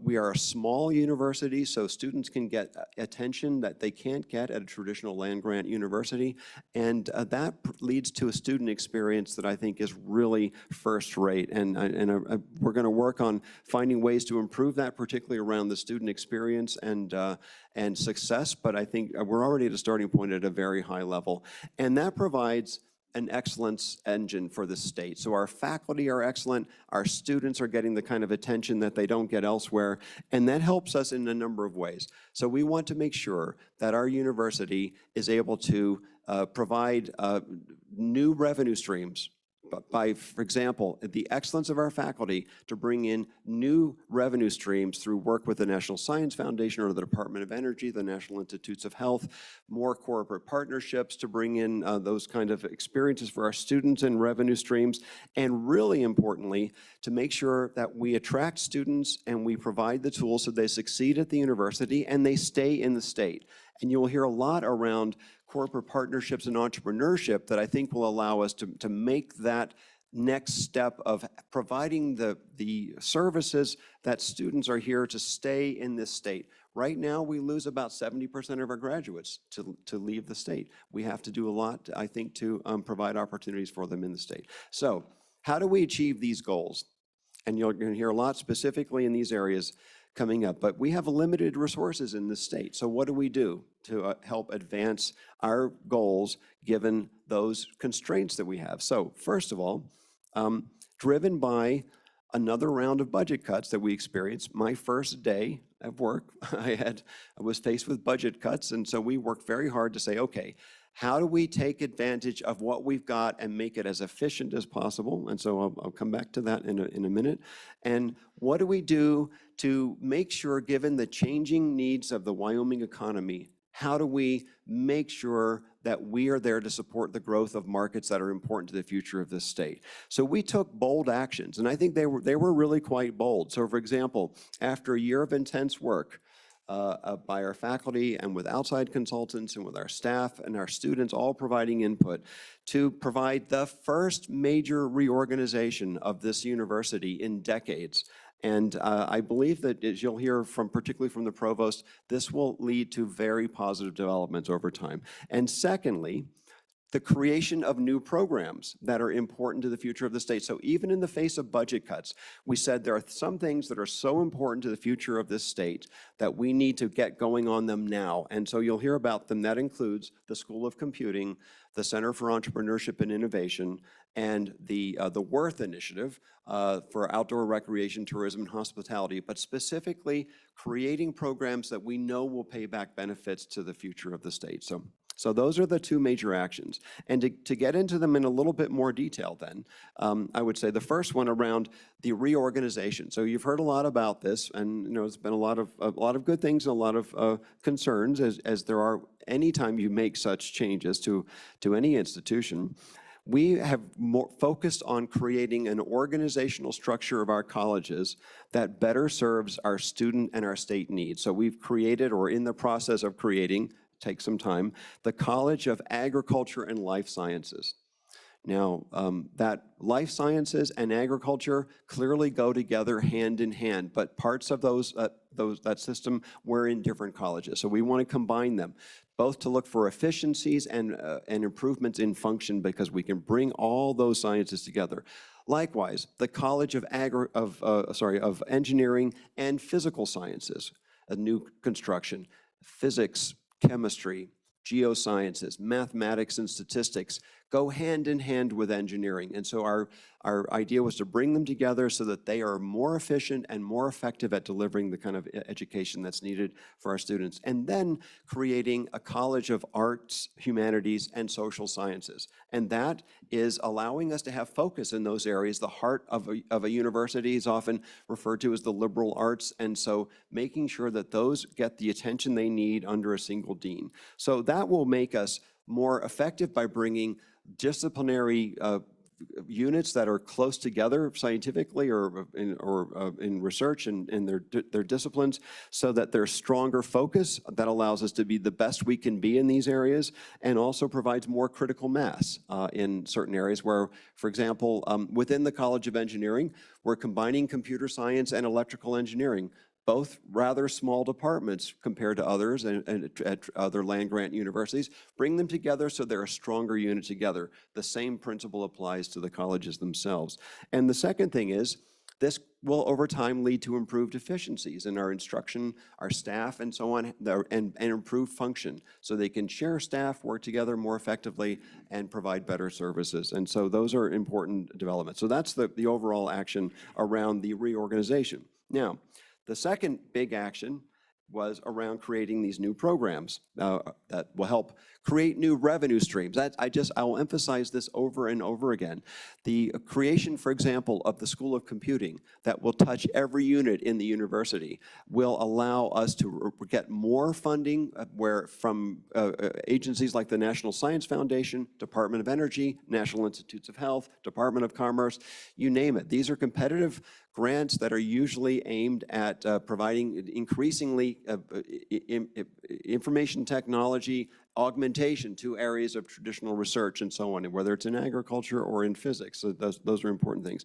They'll better align markets, the university with important markets for the future of the state. So for example, I'll have some examples in a few minutes around agriculture and computing and how they go together, for example, or robotics and so on. And then probably most importantly, we want to make sure that our students are provided with the skills they need in order to succeed in this environment that they're in the 21st century. So we're entering we're in the 2020s already. A lot is changing rapidly here. So I've given some examples about the School of Computing. You'll hear that in a minute. The Center for Entrepreneurship and Innovation. These are university-wide activities so that students, if they wish to do so, can get information around computing, a minor in computing if they are an English major or a biology major or an ag major, that's available to them. Or, for example, to provide entrepreneurship skills that they need in order to start up new businesses, and then to find incubators where they can get support to create these new businesses across the entire state. And then the Worth Initiative, as I mentioned before, strengthening this one important economic sector around outdoor recreation, tourism, and hospitality.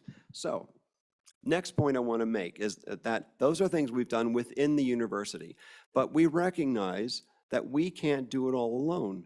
We need partners. And so the first of our partnerships that I'm very, very proud of, and you'll hear a little bit about it this morning and a little bit more about it this afternoon, is the WHIP initiative. So in a nutshell, I would say, imagine if you could align all of higher education in the state of Wyoming, 9 institutions, 35,000 students that are working together on specific programs that will have impact, particularly on the economic well-being of the state. That's a powerful concept, and that's the basic concept of the WHIP initiative, and you'll hear more about that going forward. Another area of partnerships that we want to enhance is corporate partnerships, growing our ability to partner more deeply with companies that provide better experiences for our students. Hopefully it helps attract companies to the state to help provide more jobs for the state, and providing more, I'll give you a few examples in a few minutes, but deeper corporate partnerships also providing additional revenue streams for the university. Next area, how do we work more deeply with state and private agencies? Wyoming Business Council, Wyoming Business Alliance, the Attainment Council, the National Center for Atmospheric Research Supercomputing Center in Cheyenne. Enormous opportunities there. And so we're working on partnering with many other activities and agencies within the state. And then finally, other universities and things like national labs. As you'll hear in a little bit later, we have partnerships developing with Argonne National Lab and Cardiff University to help us stand up a statewide software engineering program. So where we don't have enough internal capacity, we'll reach out to partnerships either across the state or across the world in order to do it. So you'll hear more about the WHIP initiative in a few minutes. Around entrepreneurship and corporate partnerships, I want to tell you a little story. Some of you know this one, but in fact, some of you joined me and others when we went out to California to meet with Plenty, the company that was a few years back was founded by one of our graduates in an earlier version of the company, Bright Agritech, Nate Story. Nate was a PhD student in the ag school, had a lot of great ideas about how he could revolutionize the creation of food through vertical farming technologies, was supported in our incubator at the time to begin to build a business, and that has led to the formation of a new company called Plenty in California that just had a $400 million investment into it by Walmart. That's an amazing development. That's going to supply leafy greens and strawberries to all of Southern California. And they're now, with this newfound company and big investments, they want to come back to Wyoming and see how they can enhance our partnership. And so that we're in discussions with them right now.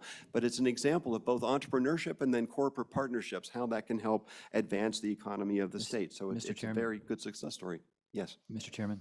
Yeah. Thank you. Mr. President, thank you for using that example of Plenty and Mr. Story. I think what's really striking is about the patents that he developed that the university owns, and these patents relating to hydroponic plants now account for what appear to be more than half of all the utility patent royalty revenue the university receives. So my question is this: what are there any programs or incentives you're putting into place to make it more likely that we'll replicate that, whether it's giving incentives to professors to invent things, to create utility patents, et cetera? Yes. Well, Mr. Chairman and Representative Stith, thanks for that question. That is in fact, in a nutshell, that is the rationale between the entire development around having an Associate VP for Economic Development, and we are growing our Technology Management Office significantly. New hires are being put in place there. Our General Counsel has been extremely involved in the current time of developing new policies around intellectual property and so on. We've have another company that's being developed from Mohammed Piri, who's also testified before this group. That's a software-based company around how to simulate and effectively use data around fluid flow and porous media about, for example, oil and gas enhancement and extraction. So we're trying to create the conditions that will allow us, you can't bet on any one thing here, but you have a portfolio and you want to enhance the capabilities to increase the likelihood that we have success stories like that going forward. Exactly. So you'll be hearing a lot more about that. Another thing that's happened is we've started in our partnership with Cardiff University and Argonne National Lab and others, what's the beginnings of a statewide program, both at the community college level and the university around software development. And we have local companies, for example, TriHydro has been a company that supported last year's program where the companies come, they provide problems to the kids come back with sort of software solutions. The companies are excited, they hire all the students and they want more and they want more. And we're trying to build that across the entire state. So just an example of that. And I'll mention one other example of a partnership. The National Council on Competitiveness will be meeting in Laramie, Wyoming this year, in fact, on June 21st and 22nd. The first in-person meeting they've had at a university in over 2 years. The last one was at Arizona State at the beginning, right 2 weeks before the pandemic broke out. I attended that meeting. This will bring national leaders to the state in business, in industry, in university presidents, national lab directors, and we will be able to then show what we're doing in Wyoming to advance the state, and they're going to come away very impressed with this. So these are just some examples. By the way, you're all invited to come to that meeting of the council on the 21st and 22nd. I hope some of you will be able to make it. So bringing all this together, what we're doing, and I'll finally turn this over to my colleagues here, is we're aligning our assets as best we can for impact in this state. So you hear in just a minute from the provost more about the reorganization, but for example, we're aligning assets within the university that I haven't had a chance to talk about here. I won't really get into this now, but with the UW Foundation, that has a very strong base of a philanthropic ability to raise funds for us. We're working very closely with the Board of Trustees, the Board of the Foundation at the university to align how to better use private funds to help advance the growth of the university, catalyzing new revenue streams, using endowments for faculty to be able to grow their research programs so that they can turn that into additional revenues from the National Science Foundation and others. Building on student success. If we're able to enhance our ability to keep students in the university, to have them graduate, that adds to the workforce, and that's also a business model for the university. So we will be investing in those areas, in particular with philanthropy from our good friends who support us. Now, we are recovering from a decade of budget cuts that have hit the university, and they have truly gotten to the point where they are what I would say call eroding the bedrock of the university. Our people and programs have been cut to the bone. We're losing critical mass. You'll hear from Dean Wright about how that's impacted engineering. We have a Tier 1 engineering program, and it's doing well in certain areas, but in other areas, for example, recruiting faculty, we just are too thin. And I've laid out charges for the science initiative for the next phase, for the Tier 1 engineering for the next phase, for agriculture, for education, and these are all 21st century land grant functions, and you will be hearing more from us as we put together plans to both rebuild the foundations of those areas and think about how they can grow and bring in new revenue streams that will help support the university. We're working hard then also to strengthen our not only existing programs across the university, but also creating these new programs, providing the students with the skills they need, attracting more talent. Our university, with some of our new programs, is going to be extremely popular for students, and then making sure they have the tools to stay in the state. I think that's very important for us, building the economy for the future. So I think I said these things before, and so I'll just conclude by saying this is going to take the entire university and our partners to do this. This means our traditional land grant functions that include agriculture and engineering and education and so on. The liberal arts are very strong. We do not have another university in the states. In some states, they're kind of divided between flagship and land grant. We have to be both. And so the liberal arts are important, and we will provide a stronger focus on them with our reorganization and our athletics program and so on. So they're all part of what makes the university strong, and we need to work together to make them as strong as we can. So that's my introduction, and I just wanted to provide some context before we dive into the individual reports, so we could either just hand it straight to the provost and have him talk about the reorganization, or I'm sorry, the first thing is about the the footnote, for which we have a lengthy response, and hopefully we don't have to have as lengthy a response in person, but we have all the information I think that you need. So if it's all right, Mr. Chairman, I'll just turn it over to the provost. And why don't we do this? Obviously, we're running behind schedule. Why don't we go ahead and at this point, why don't we go ahead and take our lunch break? And we'll break for now. We'll come back at 1:15 and take that up. And so we'll take that up. And I think looking ahead, and then I think we've got Wyoming Innovation Partnership. I think we're doing that as a part of our Rescue Plan Act updates. So we can deal with much of that there. But then we've got, we'll take up and deal with a number of these items that we've asked you to do, and we'll take those up immediately when we get back. Is that okay? Sure. Thank you very much. We'll stand, anything before we break, Dawn? All right, so we'll stand in recess till 12:15. Excuse me, yeah, we'll give longer than